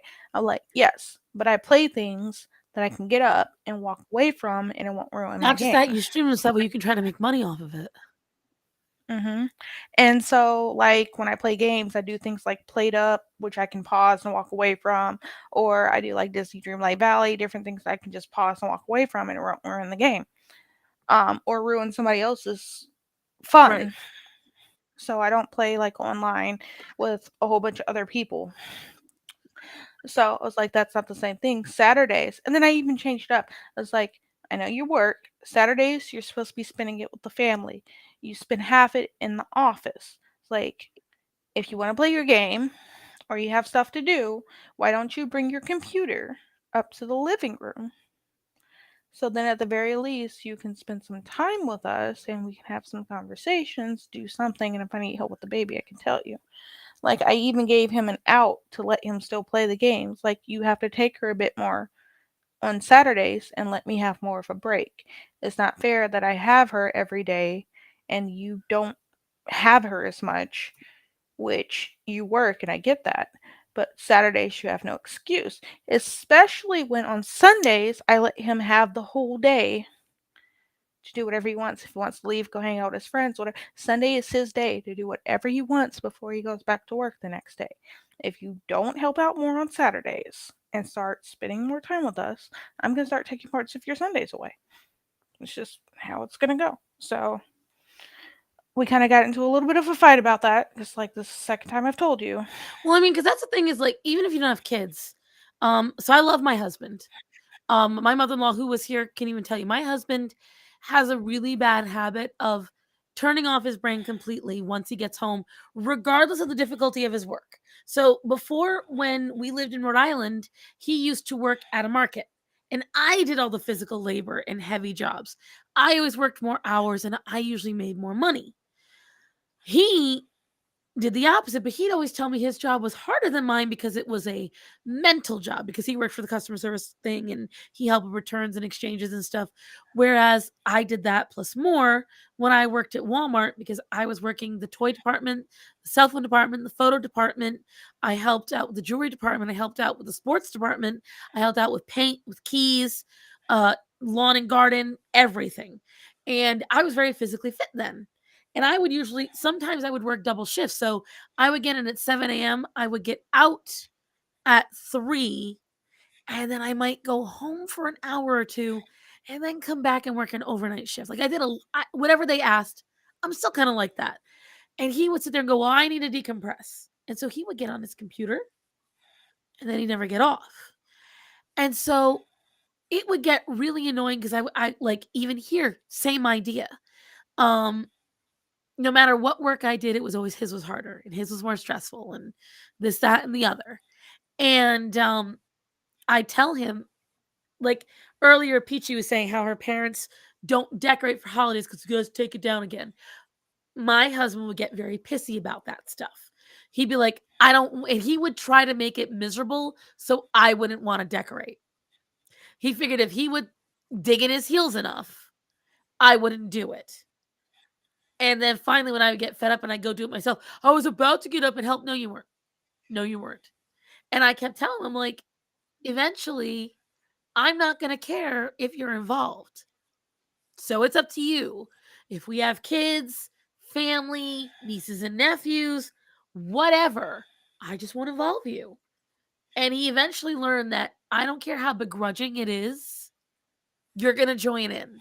So that's why, like earlier with my mother-in-law, I was like, did he call you?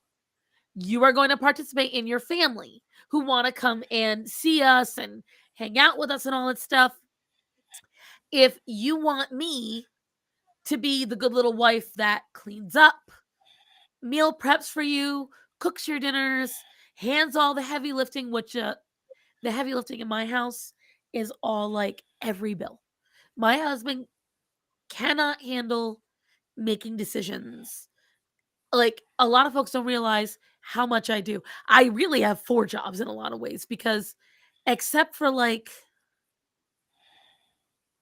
2 bills, 3 bills, I handle everything. I plan the meals, I plan the trips, I plan the events, I train the animals, I plan the shopping, I do the, needs and don't need list. I do the cleaning and then I drag him along for the ride. Because my husband has a hard time handling these things. And so when I get mad at him, just like you were saying, no, I streamlined everything to make it easier on him and he still told me it was too hard. So eventually I just put my foot down. Cause like we no longer use loose detergent. Why? Because he told me the measuring was annoying and he'd have a hard time measuring it right. So he just didn't do it at all and he would leave it to me. No. I'll get the pods. You'll do it that way. He told me getting out the mop and bucket was too much. Fine. So I went and got a Swiffer's and he decided to get a Bona. Like things like that. I try to streamline everything. So that way it's you barely got to think about it. And he's finally getting into the habit of realizing that you got to help. I get it. Anxiety sucks. I get it. Your job is hard. But there's one thing I tell my husband all the time, and he doesn't like it because he sees it as me dismissing his pain. Because he's, we're getting older. And he's like, you think I'm lying. You think I'm not in pain. I never said that. I acknowledge you're tired. I acknowledge you're in pain, but it's just the two of us. So whether you like it or not, shit has to get done. When I was sick, I showed him, I was like, look how this house looks. Because I was out of commission for a week. I said, is that how it's supposed to operate? Because I couldn't move. I physically couldn't move that week. And so that's the thing. That is what I tell him. And I assume you agree. Whether you like it or not, these things have to happen for the family to function. Whether it is a date day or a family day, or it's just chores and things needed to be done. Your comfort level doesn't matter at that point. If you put it off, it's never going to get done. Who's going to run the house then? Who's going to take care of those things?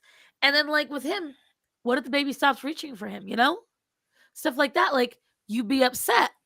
You'd be upset if the baby didn't want your attention or doesn't want daddy. Okay. You didn't take part when mom asked you to. You didn't become something that she relied on for fun. Now you're upset about it. Does that make sense? Yeah, because the thing is, too, is like with how young she is, it's like routine. It doesn't necessarily have to fall into a timeline, which he hates. Like, this needs to happen by this time. And I'm like, I would love for this to happen specifically at this time, but I can't guarantee. Like one of the things, she goes to bed at 8. All right. I would love for her to be in bed and going to bed at 8 o'clock and falling asleep. That would be amazing. Here's the thing though, it's not always going to work out that way because it has to do with when she takes her naps. What time did she wake up from her last nap? Is she hungry yet? If she's not hungry, she's going to stay awake until she has her last meal. Sometimes she doesn't have her last meal until 8 o'clock. Is it a bath day? It all depends. What time did we wake up? So it mainly depends on when her nap falls, but I try to keep the routine going of she does this in this order as much as we can. Obviously, sometimes it's going to get a little mixed up, but I try to get it back on track. Now, that's how it has to go. And doesn't seem to realize, like, I'm not always going to be able to get her to go to bed at 8 o'clock. So I got onto his case really bad today. I was like, I'm sick of it. I told you the same thing last week. I even gave you an out for you to play your game and still keep up with us on a Saturday. And then he'll offer to take her and then want to do something downstairs. So he'll set her on the couch in her bobby or something. And then I'll get busy doing something or I'll be doing my own thing and she'll start crying. And I'm like, okay, here we go. Because now you've set her right back by me after offering to take her and she's crying. And I'm supposed to sit here, or excuse me, I'm supposed to sit here and not do anything? Just let her cry and she's right there? It's like, no, that's not how this is going to work. You're going to help me out more on Saturdays. I'm asking you for one day. You're going to help me out on Saturdays. I already let you do the bare minimum. So it's not gonna function like that anymore. You're gonna help me out on Saturdays. If you have to take her all day Saturday so I could have time to myself, that's what you're going to do. Sundays, I don't make you do anything. And then as far as chores around the house goes, he's responsible for outside. He does the bills because I don't know what all the bills are. He is in charge of the kitchen and not completely. He usually just does the dishes and that's it. Oh, see, chores, I've made Matt take over chores. Like, because I physically could not for a long time. So I didn't include that because that I'm talking like mental heavy lifting. That stuff. Yeah. Oh no, I forced him. I was like, I can't, dude. Yeah. and then he is in charge. He does vacuuming. I've taken over basically everything else while taking care of the baby. And some days stuff gets pushed back, some days it doesn't, but I try to make sure the house is decently clean and everything. But my focus throughout the day is on the baby. When he gets home, he wants dinner to start cooking around 5 so he can eat by 6. Okay, you want to put that stipulation? Then at 5 o'clock, when you get home, take the baby. You take the baby. And I'll get to cooking. And once dinner is done, I'll take her back, I'll eat, I'll feed her, and we'll start the bed process. That's fine with me. But if you're going to put in stipulations, I'm going to put in some of my own to make things work that way. It's not always going to be exactly the way that you want it. It just doesn't happen. So he'll like try to get out of doing stuff in the kitchen. I'm like, no, no, no, no, no, no, no, no. You told me that you do stuff outside in the garden and outside, and so you don't like bringing your boots onto the carpet. Fine. Kitchen has no carpet. That's the door that we use. The first room you enter when you come in the house is the kitchen. You don't have to take off your shoes in the kitchen. Kitchen is your job. How much of the kitchen you do is up to you. It's up to you. I will clean the counters. If all you do is the dishes, and that's all you do is the dishes, you just rinse them off, you put them in the dishwasher, and you start it, and then you put them away. And that's usually all he does. Is he takes care of the dishes. I wipe everything else down. That's fine. But I don't think it's very reasonable at all. That if he wants dinner at a certain time, then you have to help out at a certain time. Like that, like we thankfully don't have the animal. Like tonight is a perfect example. We don't have kids, we do have the animals. And so I have them on a routine as well, which helps me out so much because when my dogs are not on a routine, specifically Orion, he's a hellion. He's ridiculous. He gets disobedient. He gets overexcited. And so tonight we got home from Dad's, and one of the chores that Matt had to take over is it is trash night. Sundays are trash. So you were going to get all the trash together. You're going to do the cat boxes. You're going to get all the trash. You're going to drag it down. And so in exchange, he says to me, hey, can you let the dogs out? Because on nighttime is normally when he handles the animals. The only 2 days that he handles the animals feeding in the morning is on his days off. Because the rest of the week, I'm doing it. And so, like, it's an unspoken rule that on the days that he has off, he gets up, he takes care of all the animals. And then at night, he does it almost all the time. And in exchange, I usually take care of a lot of other stuff. Like, we share chores. But again, that was because it came to a point where I was like, bro, we have to. I can't do it all. And whatchamacallit, tonight he said to me, hey, since I had to get all the trash together and we got home a little late, can you at least let the dogs out? And so that way I can get started on this, that, and the other. And so, yeah, that's completely reasonable. And that's my thing. It's a compromise. So I guess I don't understand why that wouldn't be a reasonable compromise when it's not a dog, it's your baby. I don't know. It doesn't make any, like, I get what you're saying. It just doesn't make any sense why he wouldn't see it as a reasonable compromise. And then he pulls that same thing too, where he's like, I do this, I do that, I get busy, I'm in pain, yada yada yada, blah blah blah. And then I'm just like, every time he like tries to make it seem like he has it harder, I'm just all like, okay, we're not making this a competition. You might do physically taxing work and you might think it's so easy, because he'll say things like, I wish my job included, because I've told him, like, being a mom is a full-time job. I don't get a break. It's 24/7. You never stop being a parent. Once you have a baby, you don't stop being a parent. He's like, I wish my job let me play video games all day. I'm like, I play video games when I can. Half the time when I play a video game, I'll start a game, I'll get like 20 or 30 minutes in, and then she'll need Right. something. And then I get another 5 minutes, and then she'll need something. And then maybe it's like 3 or 4 hours that I leave the game running until I get back to it. Like, it depends on where it falls in our routine. If she's taking a nap, I'm playing a game. If she's content by herself, I'll play a game. And while I'm playing a game, she's sitting right next to me, so I can actually interact with her too and turn away from the game. So it's a little bit different. And we're not going to compare it, because I'm lifting her up and down, I'm changing diapers, I'm making sure that her routine is going the way it does. And I'm doing that 24/7. And then at night, when I let you sleep and she wakes up in the middle of the night hungry, I take care of that. So I lose out on sleep. But you complain that we don't get up early enough, but I'm losing out on sleep, so we sleep longer. I don't care about your schedule. I'm not going to adhere to what you want, because you're not here every day to see what goes on. And again, So I'm not doing right. that. And again, like, here's a big thing. When you're telling me all that stuff, like all things like, oh, it's I wish my job did this. Okay, your job doesn't include cleaning the entire house, taking care of an infant, taking care of the animals in the house, meal planning, doing this, that, and the other. Like, I was saying to him, like, do you want me to be a stay-at-home wife or not? If you don't like it, you needed to let me know, what, 14 months ago? Like, like, you should have let me know then. And that's the thing. Like, that's like, you walk home, sir, your house is clean, your food is cooked, your baby is taken care of and clean. Like, this is the duties you placed upon me. Your job may be heavy and labor intensive. And that's what I said to my husband. I'm like, I do a lot like that, like the same exact issues that you have, not with a child, obviously.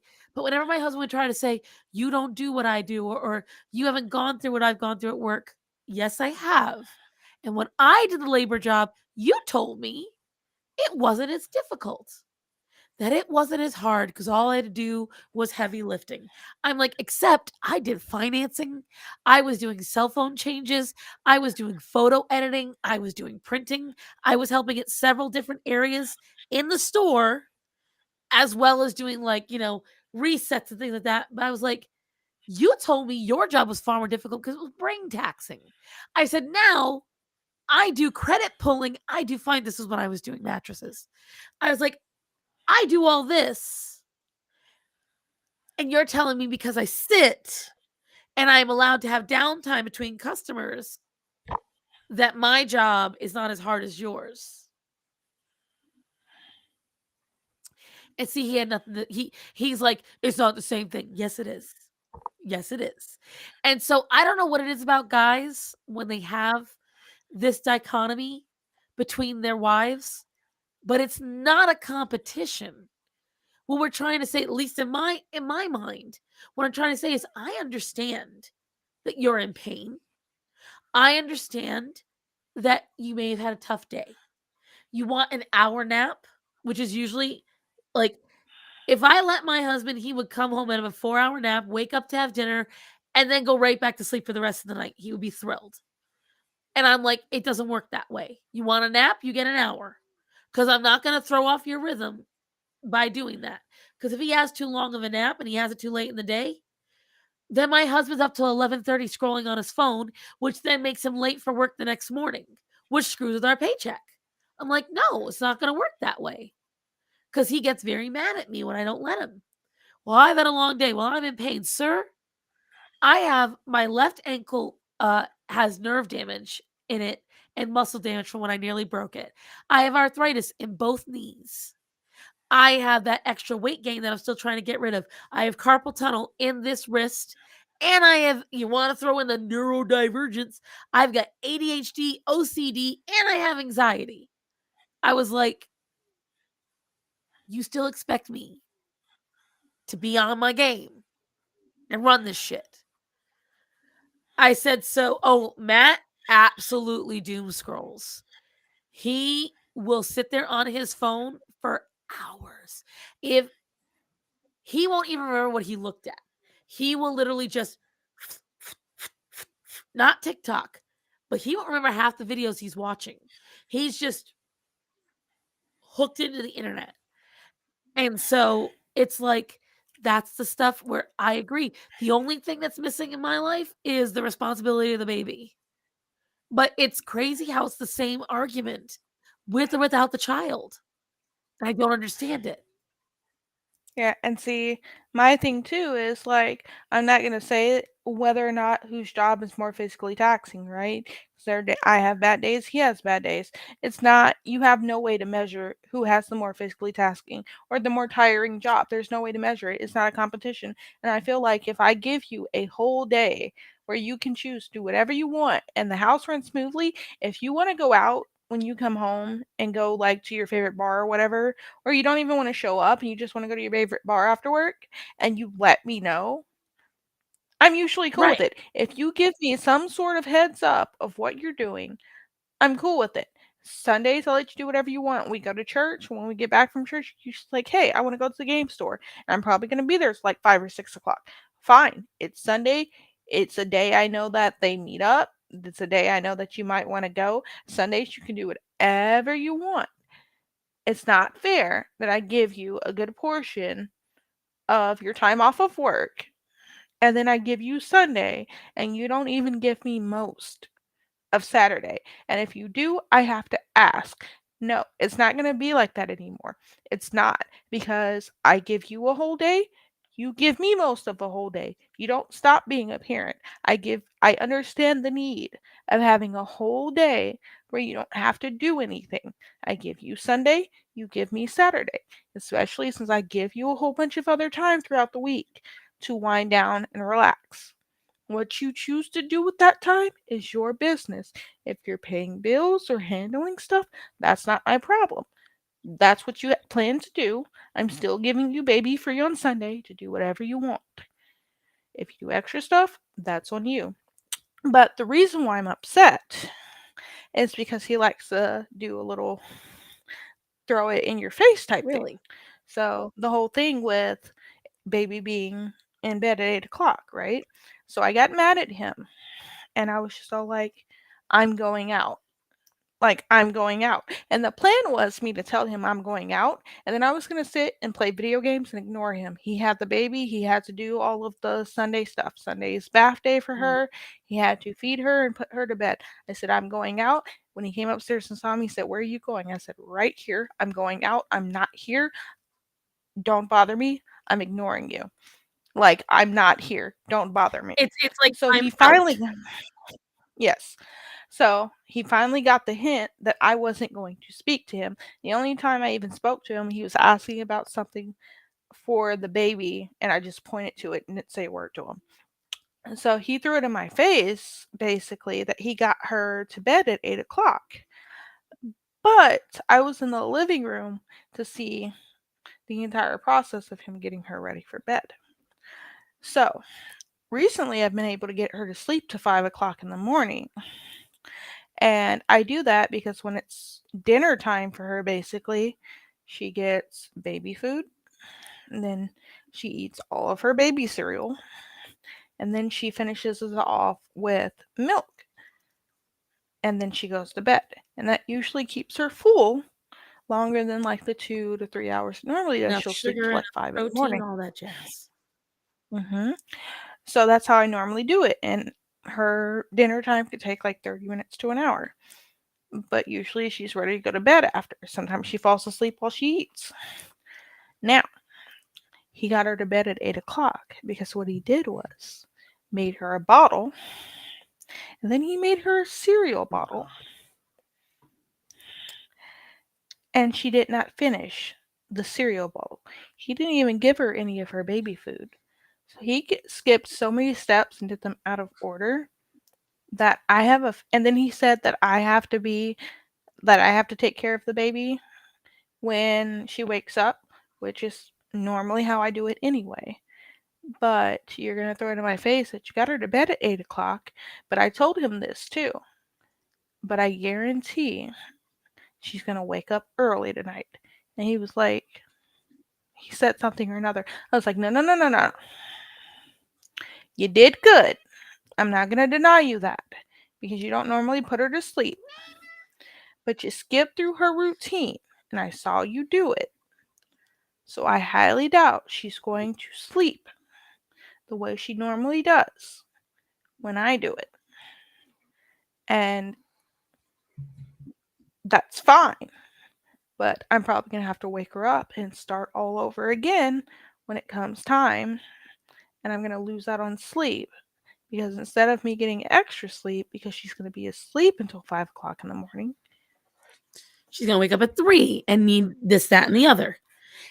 And agree. Yes. Like, so again, part of why, because Matt and I never get a full day off, either of us. I don't get any day off ever. So like if I go to work on a day that Matt has off, he gets to putz around, do whatever the hell he wants all day long. So normally chores don't get done. Lately I will say, because we've had quite a few blowouts, we had a revelation, and as of late, since that revelation, he has been, because Esteban's was saying in the comments, like, if in Matt's perfect world, he would sleep, scroll social media, and play video games all day long. And in between, he might take a poop and eat. But mostly sleep and video games and internet. That's what he does. And so we never have Nova, I swear to God. Okay. We never have like a solid day off. I'm always doing something. So like, as you know, Sunday used to kind of some days be my day off. I stream now at night on Sundays as well. And if I'm off like today earlier, what did I do? I did research for the second Lizzo video and I did recordings for the water talk. Like I try to fill all my time. Tomorrow I'm editing, I have a meeting, and then I stream. And so I remind my husband this. I'm like, I never have a day off. And so as of late, I give him a honey-do list. And usually it's not that bad. But what I would always get in the past was, oh, I never got to it. Oh, I tried, I didn't have the time. And then I'll check the camera and he was sleeping for 8 hours. Or he was on the phone. I'm like, oh, so you tried? You tried. So when did you try? When Orion was laying on you or when Zora was laying on you? Did you try when you were playing Persona or did you try when you were napping? Which was it? And so, and I would be gone for sometimes 9 hours. And what I'd ask is very simple. Hey, clean the cat water dishes. That takes a half hour. Or sweep my floors or vacuum the cat room. Nothing major. And so those are things that infuriate me. And when it comes to the dogs, that's a fight that we had a really big argument about. Really big one. Because Orion is a very difficult dog. And my husband's anxiety would go up with him because Orion doesn't like to listen. You have to be very forceful with him. You have to like use a deeper voice and you've got to do the exact same thing every time. If you don't, he will find a way to screw it over. And so for a solid amount of time, no matter what I did, Orion wasn't listening. He would listen sometimes, but he would half listen. And he kept doing this shit like running ahead of a queue or doing something wrong. And then I started watching my husband. He would do the hand signals wrong. He would, like, instead of saying sit and letting him sit, he would go sit, sit, sit. And he would get higher pitched. And with dogs, if you teach them it's not sit, do the command, it's sit, sit, sit, then the dog's not going to sit till the third sit. And so I had to explain this, and my husband would get so mad at me. But then I show him because after I started correcting him and I started trying to help him, guess what would happen? He would watch me with the animals, and I'd get him to listen the first time. And I'd be like, don't you wonder why that is? Are you noticing? He's listening. He'd be like, well, it's not the same thing. And it's the same thing when it comes to bills. He gets very mad. And that's part of why he doesn't like calling the bills. Because I can convince bill collectors to give us a break. I'll be like, I'll get on the phone. I'll be like, listen, these are the series of events that happened. This is exactly how it went down. And we are in a predicament. And all I need is A, B, and C time. And, I embellish a little. He's like, well, they never do it for me. I'm like, yeah, because all you do is you call and say, we can't pay right now. And when they ask what you can do, you go, nothing. Now, which do you think a bill collector or even just a regular monthly bill that we have is going to listen to more? The one where you give a valid reason and a time frame and try to cooperate and make some kind of deal, or the one where you go, there's nothing I can do. And he gets mad at me. He's like, well, you think I'm lying. You think that I don't try. I'm like, well, you don't try. That's first of all. You get annoyed when they ask you for an explanation, and all you do instead is say, well, I can't do it. I said, and then I got to get on and call them back, prove you wrong. And then you don't even say thank you. But it's just like, so consistency and listening when I tell him what's going to work, that's a big bone of contention. And clearly you have the same issue in your house. Yeah, and so I just don't know, like, oh, my favorite thing I've ever heard him say is like, he's like, you wanted to be a mother. Lots of fathers don't change their own baby's diapers. Like, when? Right?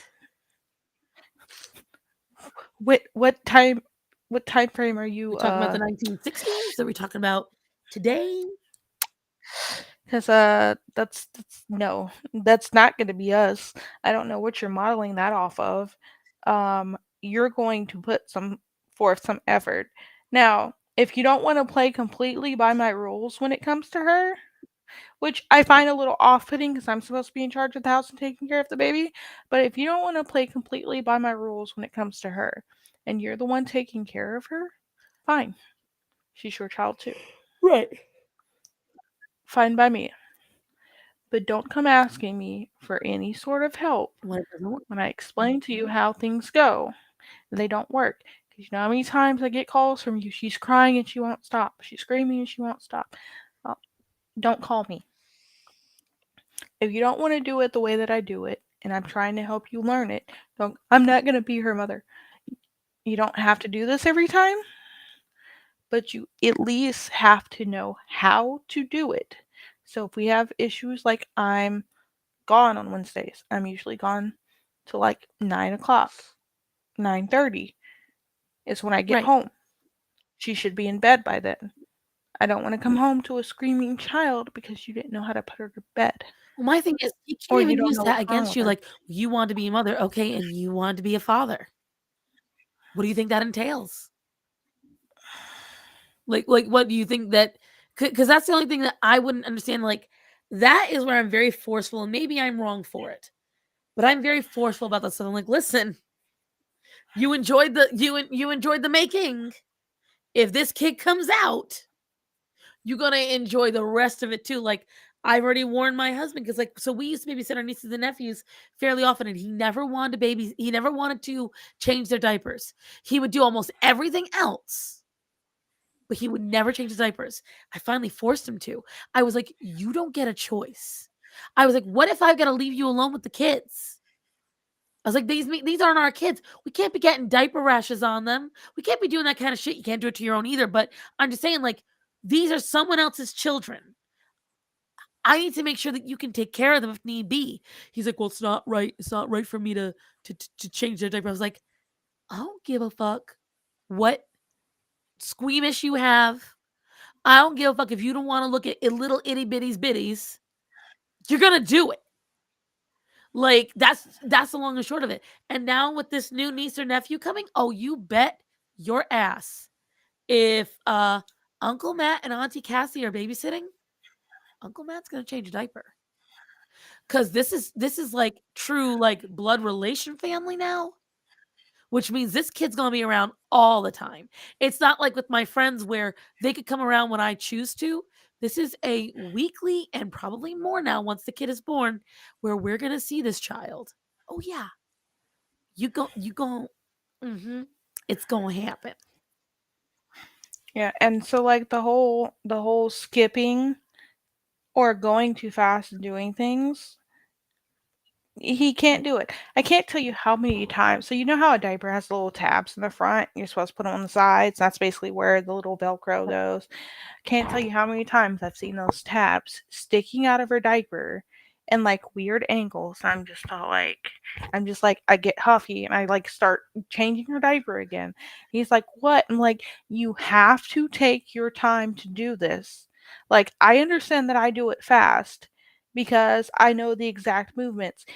You can't rush through it if you're not going to do it Because they'll right. come apart. Get used to it first. Get used to it first. And then like it's not hard to do it fast. I take the little tab, I put it where it needs to be on her body, and then I velcro it. Like if it's not matching up right, then diaper's not sitting right. Adjust how high or low it is and then start again. They're not hard to put on, but if you put them on too quickly, those Velcros will pop right off. And then at one point he thought like we had just gotten these diapers, like we've had them like maybe 2 weeks because we get the big boxes. And he's like, I think she's already growing out of them. And I was like, no, she's not already growing out of them. It's like they're not. It's like they seem a little tight. It's like, no, you're putting them on wrong. They're not too tight if the Velcros can touch each other when we put them on her. She still has time to grow through these. Exactly. Like you got to do it right. Like, and the thing is, in my person, it was Twitch. That's what I'm missing is my Twitch. Sorry, I'm having a moment, but like, if you plan it right and you're smart about it, you can like perfect a way to put on a diaper. Like, so I hate the idea of pee flying up at me, right? So I quickly learned because half my nieces and nephews are boys. So I would take the little butt wipes, I fold it in a square, put it right over the dinghy. Okay, you ain't peeing on me now. And if you are, I'm gonna see it coming a mile away. Then I keep the old diaper down. You put the legs together, wipe all the mess, and then you pull the old one out, put the new one in, pop it over, pull out the little wipey, and then we just zip. Like it's easy. And like you said, once you get used to it, yeah, you can go fast. I just don't understand why he wants to rush it to that extent. I'm going to my page because there's a bot on the thing. I'm just like, it's not how this works. Like, you have no children in your family that you've ever taken care of. Like, there's two. With our baby, there's three now. There's three kids, and one of them is 13. Like, she's not going to be a kid much longer. And then you're going to be really sad. I'm just like, You have to take the time to learn these things. We're by ourselves. Oh, my favorite thing was like postpartum was hell for me. And then like things will happen like cuz I'm breastfeeding, I get hungry and she'll be crying and I'm trying to eat and then she starts crying and then I'm just like, "Okay, I need to take care of her and figure out what's going on." And I get so frustrated because I'm like, "I want to eat, but I need to figure out what's wrong with her." And he'll sit there on his phone cuz we eat together. He'll sit there on his phone and he won't like he knows it's dinner time and he won't Try to help you. at all. And I like try to stare him down and he'll finally like see or I'll be crying and he'll be like, "Okay, what's wrong? Why are you crying?" It's like, "I'm trying to eat. You see me being like you see that she's crying. I'm trying to figure her out and I'm trying to eat and you're sitting on your phone." That would definitely deeply infuriate me. Like that's something where, sir, we're right in front of each other. But that I will say, when it comes to eating, I think it's because he got, around my Italian family for the last almost 20 years. That he takes great notice in. So it's the only thing I will never be able to complain about. Matt makes sure that I have a meal because often I would skip meals. And so that's the one thing I can't say I can relate to. However, I can relate to the frustration of you see me sitting right here struggling and your phone is on and you're neck deep in your phone. Like your wife and child are right here. The family you have are right here. And that was something I would get very frustrated about just in general if there was something that I needed help with. Like whatever it might be. Like I'd be sitting there and the Yeah, animals would be roughhousing or something like that. And then he would just be like, I'd be like, "Matthew, what?" And I swear to God, I say it so much. I'm like, "What do you mean, what?" Like, yeah, and then so like that like pisses me off. And I hate phones at the dinner table. I am one of those people. I hate phones at the dinner table. I can understand there's a reasonable expectation and a reasonable amount of usage of phones at the dinner table. If you want to check your notifications, if someone important has texted you and you need to text back, stuff like that. Quick swipe up, swipe down, see what they are. If you need to reply to it, then phone goes right. down. Okay? There is a reasonable amount of use of a phone. If we're watching a movie together, stay off your phone. If we're eating dinner, stay off your phone. His dad's older now, Rachel, so like his family's all older. So I don't mind him checking his phone. But it's check your phone, not be on your phone. Because I'm the same way. Like, I'll put my phone on do not disturb for church, stick it in my purse, and it won't come out for hours because I'm just all like, I kind of forget it's there. I turn off the volume on my phone whenever I go to dad's. And that's the thing. Like, at one point, I will say this: me, dad, my husband, my sister in law, we all get on our phones and share memes. Like, live. We'll be like, "Oh my God, dad, look at his cat." And like, we'll sit there and do that. That's different though, because you're interacting with each other. It's Right. not. And I can't stand that. And see, my husband, again, he had a really bad habit of no matter where we were, his anxiety would get so bad, he would not interact with anyone, his own family, my family. And so like people will sit there and be like, "Does Matt even want to be here?" And I'm like, "Probably not." But like on top of it, I had to force him. I was like, and so like in the last 2 years, he'll be like, "Did you see? Did you see?" "Yes, honey, I saw." And even on his own, he had to download an app that rewards him for not being on the phone very often. Like it gives him little like things. So I think he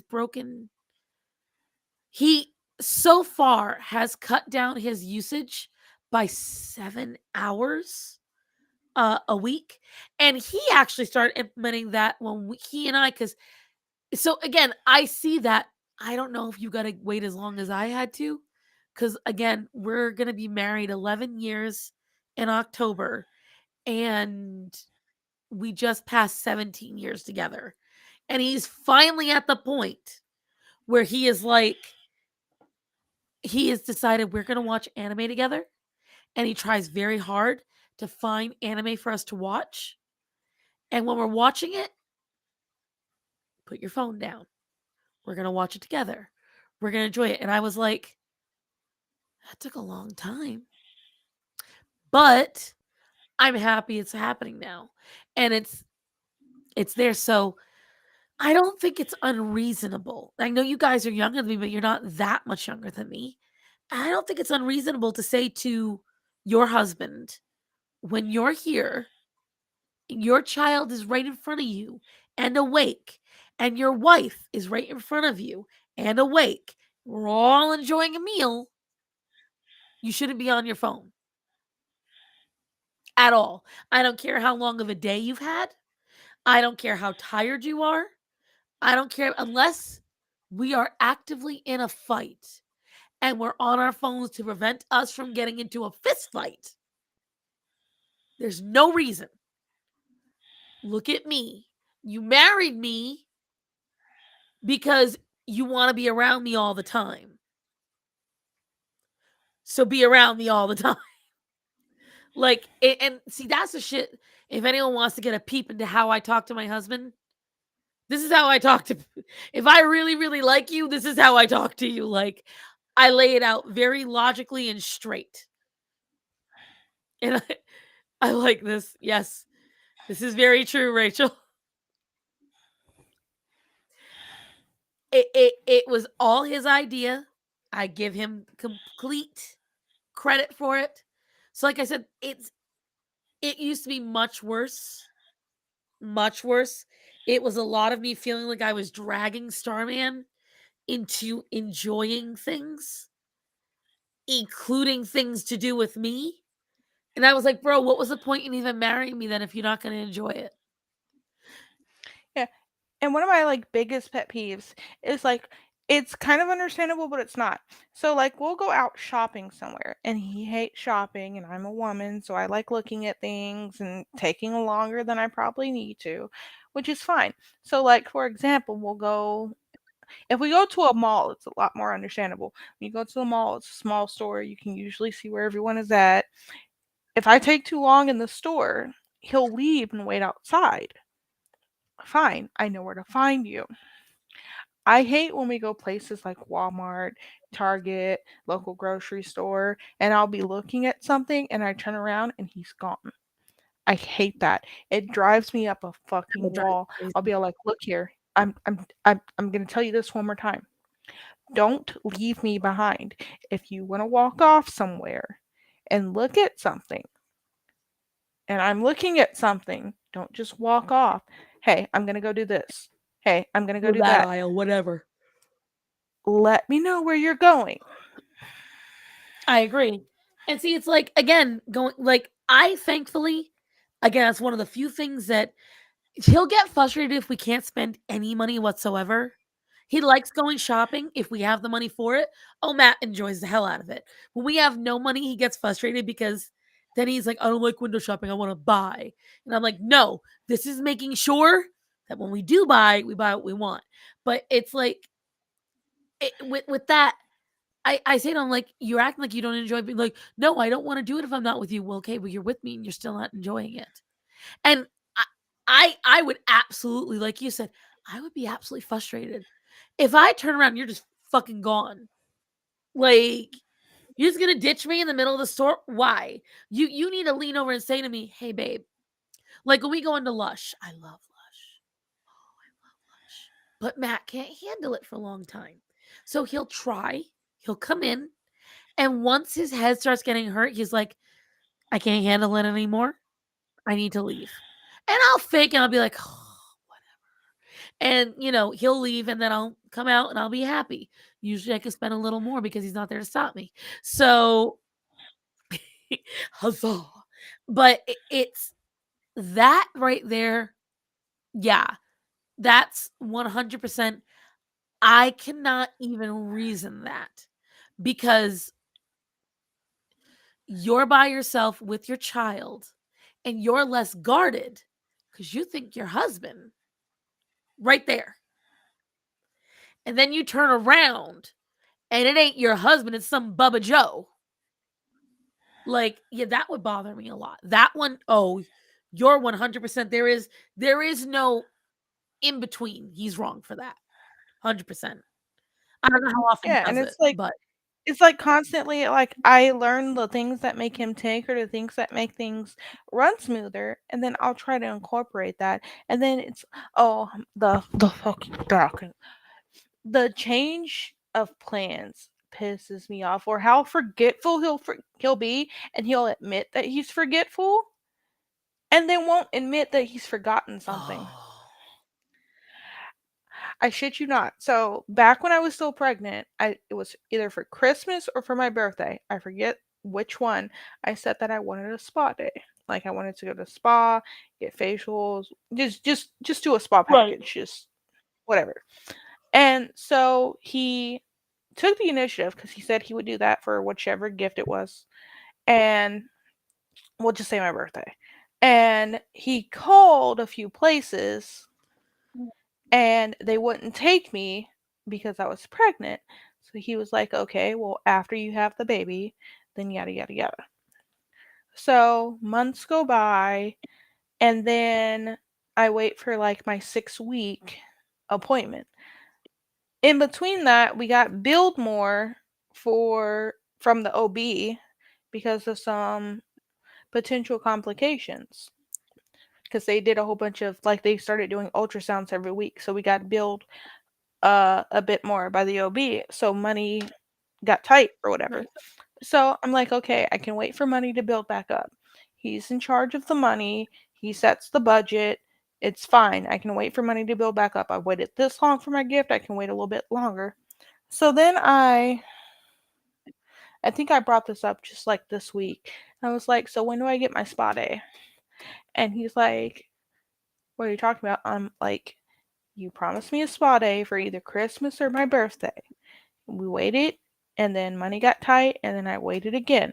I want my spa day. And he was like, I don't remember ever saying.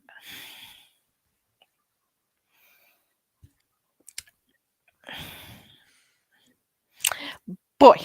Ciao. Ciao. Listen, Rachel, aren't you the one who tells me you're perpetually single? Once you get a man, then yes. Now you have a man and he's not. Time to beat him. No, I will. See, I can understand forgetting, but see, that's why this is where I'm a bitch, because my husband's a forgetful man. So you know what I do? I make sure that right after he agrees to something, I text him. And then I send it on Facebook Messenger because you can search it. I'll be like, really? Because see that? See that text? Look when it is. I sent that to you. Now look, did you say anything denying it afterwards? No. Because you're That's not a bad idea. that's what I would do, because then circumvents the whole fight. Because then he can't say I didn't say that. And because I don't like being told. So I was saying, right? People call me a know-it-all. Oh, Cassie never thinks she's wrong. Nay. I get plenty of shit wrong. However, if I'm wrong, I don't open my mouth. But if I'm right, and so I always make sure if I am being bold as brass and I'm saying something, it's because I know I'm right. And my husband has learned that lesson.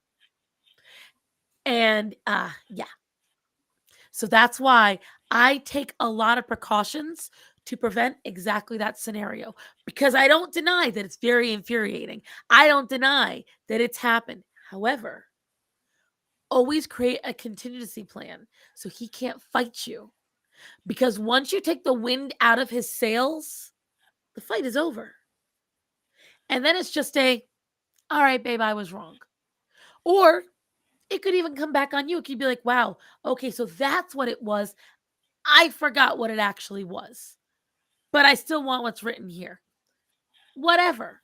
But that's what I would suggest. Because then My favorite. We'll get into an argument, Yeah. right?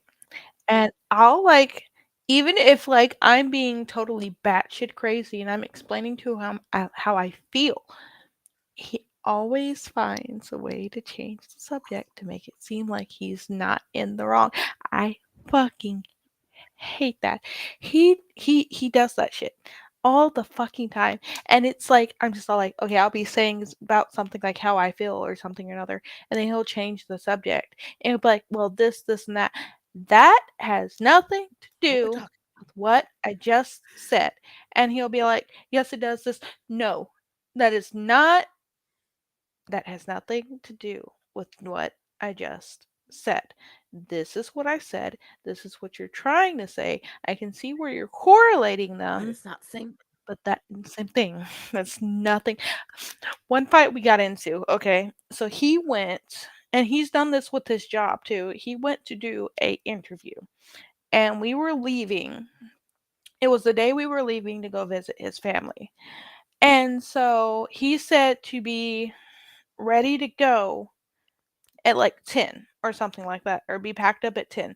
Usually, if someone tells you to be packed up at 10, wouldn't you assume that you're leaving at like 10? Yeah, so I'd be done by 9:45. Right. So I get packed up the last like few minute things that you have to pack up the day of. I get everything packed up in the car. I'm thinking we're getting ready to go. No, he said 11, sorry. I'm getting everything ready to go. I'm ready to go. Everything's in the car. The car is pulled out of the garage. I'm ready to go. Yes.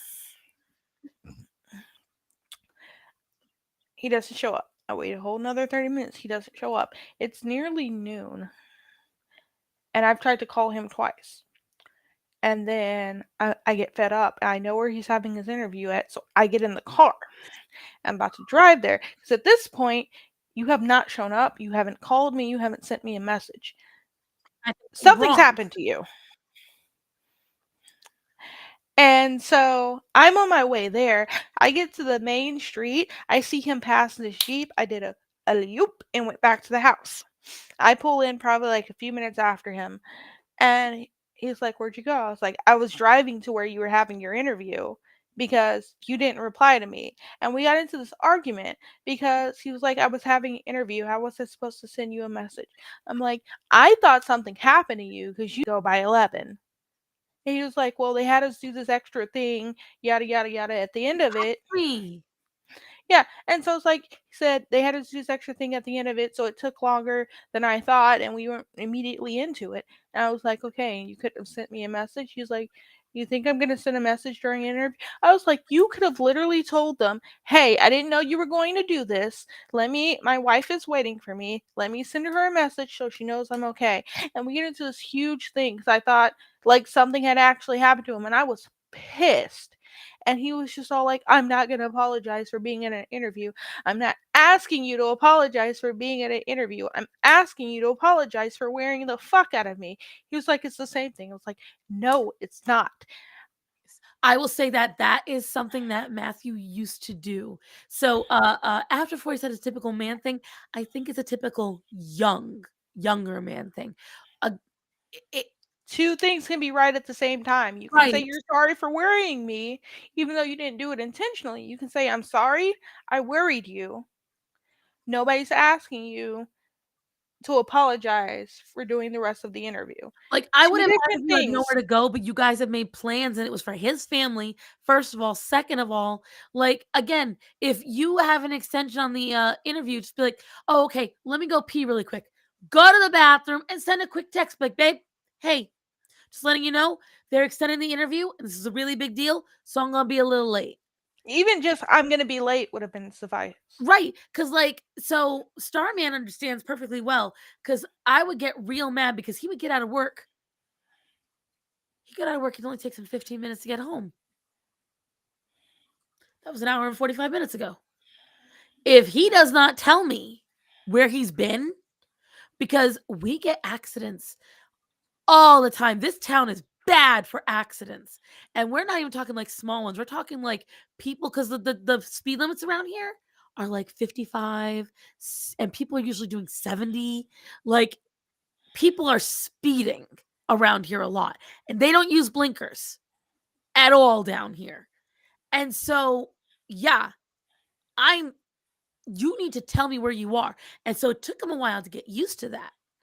But now, like, again, I would say he, especially after I lost my mom and my brother, I would say for sure he learned, you cannot make me, because now, before it wasn't so bad, but now I will go into a full blown panic.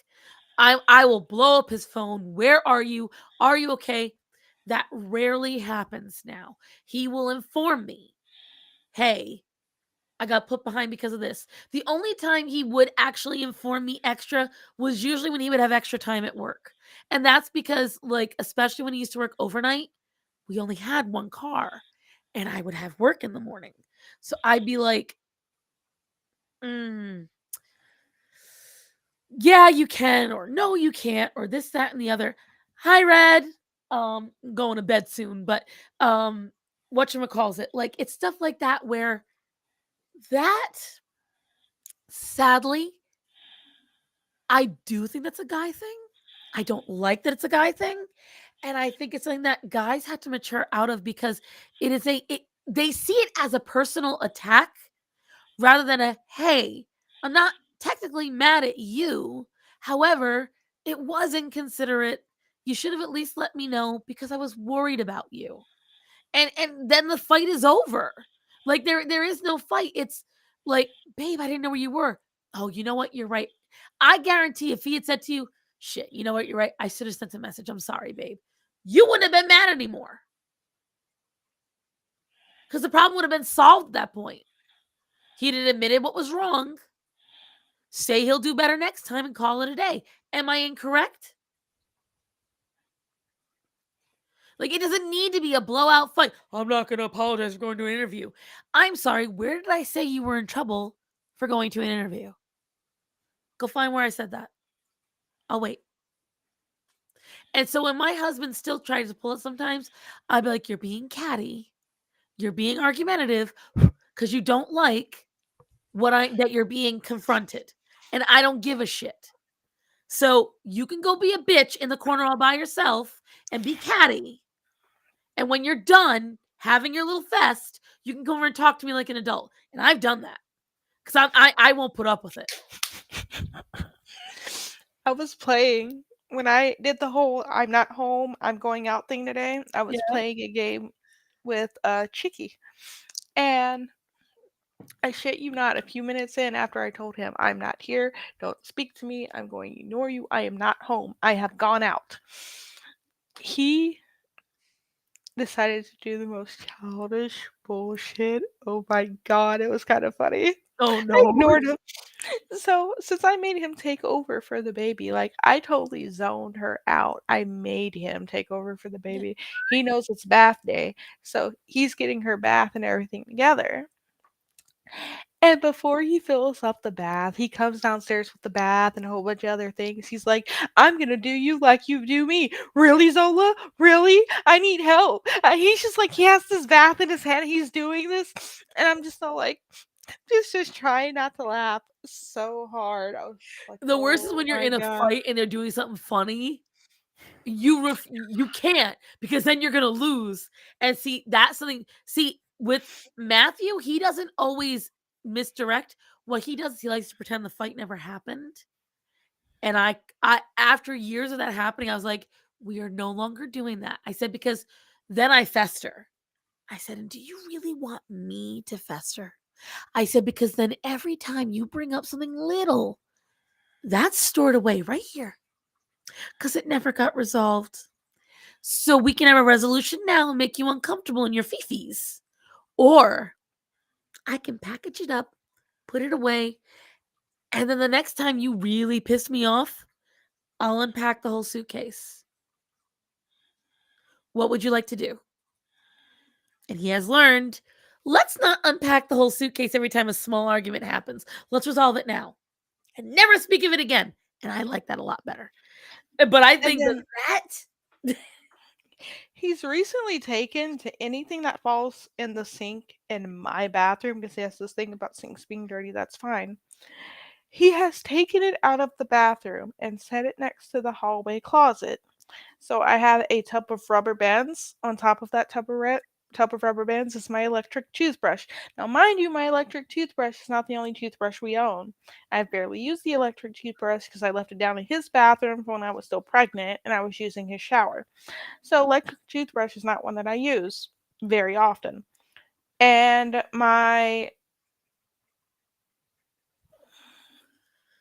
right eye contacts I thought you are were listening for something. I'm like, where the hell is she going? are sitting right next to it. So my contacts are in the hall floor. And so, like, I'm sitting there and playing with Chicky, and he just comes down. He's like, "You're gonna go another day without brushing your teeth?" Because he had brought up the fact that I had put the electric toothbrush away. I'm just all like, "I'm ignoring you. I'm just ignoring you." Just Like, like, did yeah, you hear that she's wind? gonna- Oh my God, it's loud. right. I'm just like, I'm ignoring you. And then he gave her bath. He did all this stuff. He put her to bed. He's recently taken. So she has like this wearable blanket. And like this that he does, if he wants to do it to make putting her to bed easier, I don't mind. He's recently taken to, he puts her diaper on her. And instead of putting her in night clothes and struggling with it, because he struggles getting her dressed. I don't know why. Tiny The legs night and all that. yeah, the night clothes aren't bad. Getting her in her night clothes and her like her little outfits, he has no problem with. It's getting her in the onesies. And I just constantly tell him, just do it like you do a shirt. Put it over her You're head, so one arm, and then bring it down and clip it.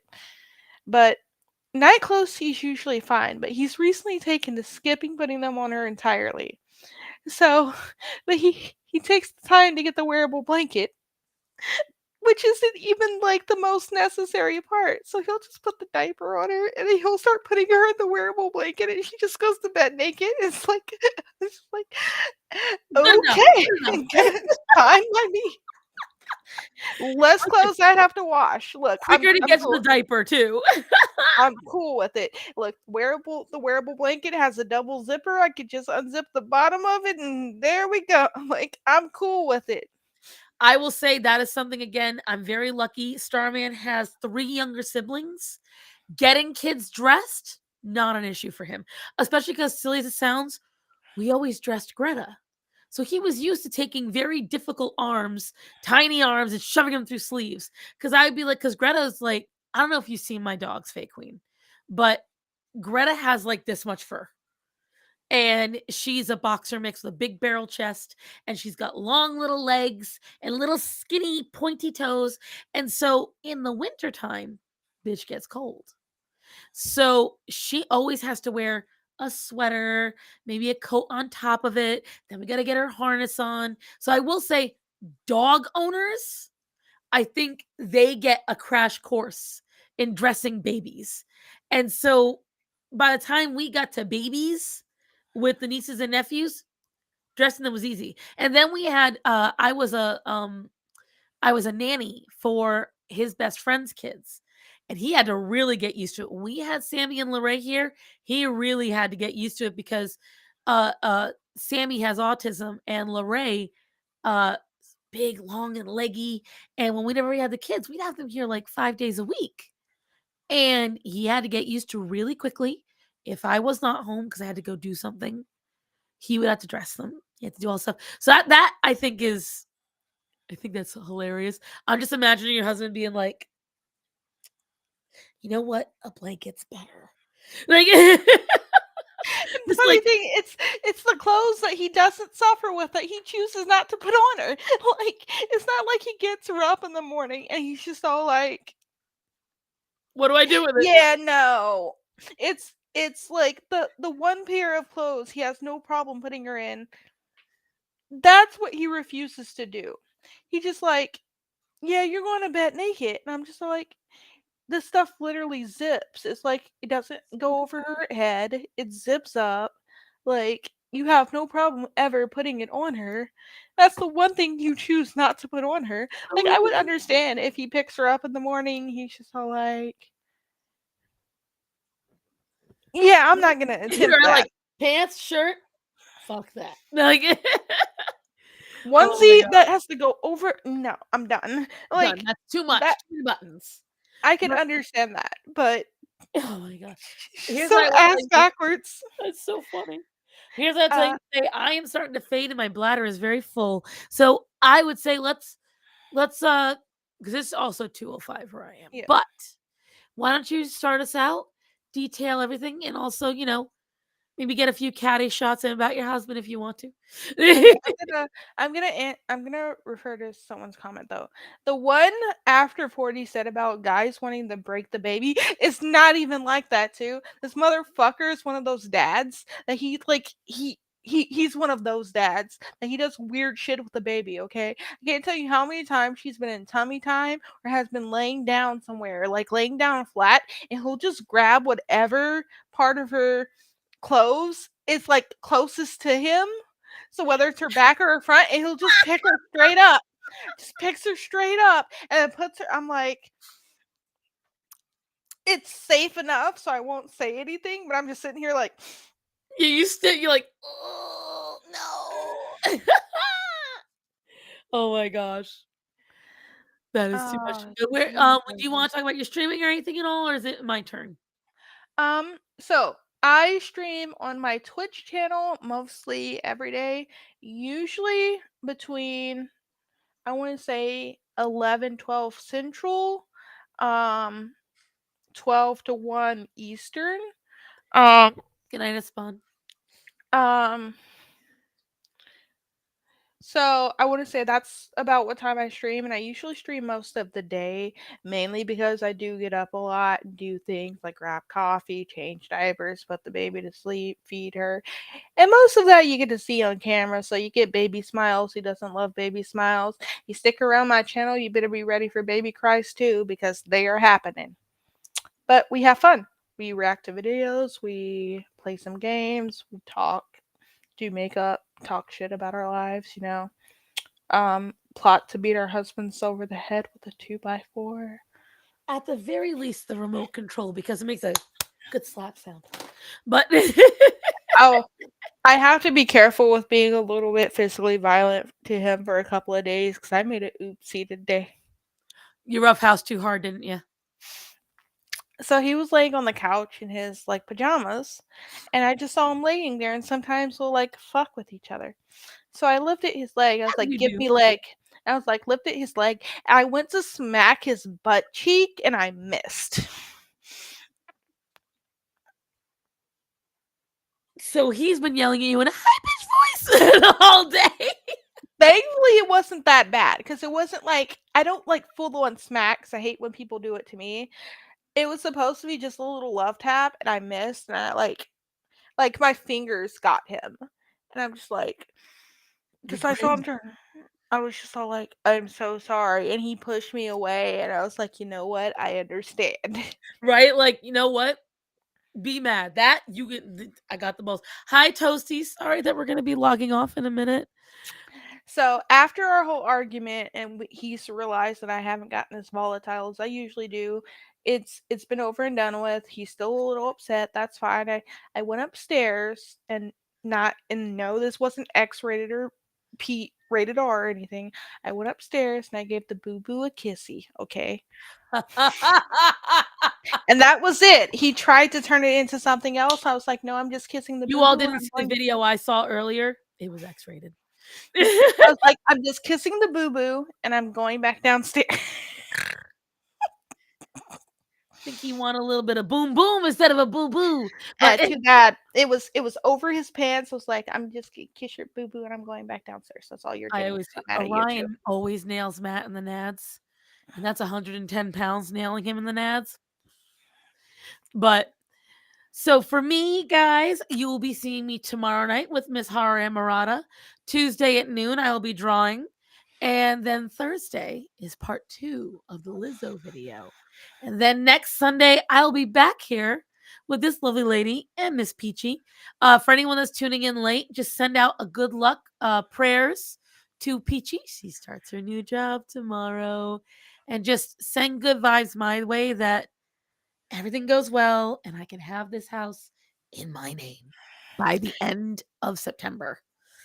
And for any of you who happen to be in Star Sands Discord, I am going to be hounding Starsen with a petition that we play Jackbox games on one of these streams. So if you want to help me out with that, because we will let some users or viewers join, Hound her in her Discord. Hashtag JackboxStarSam.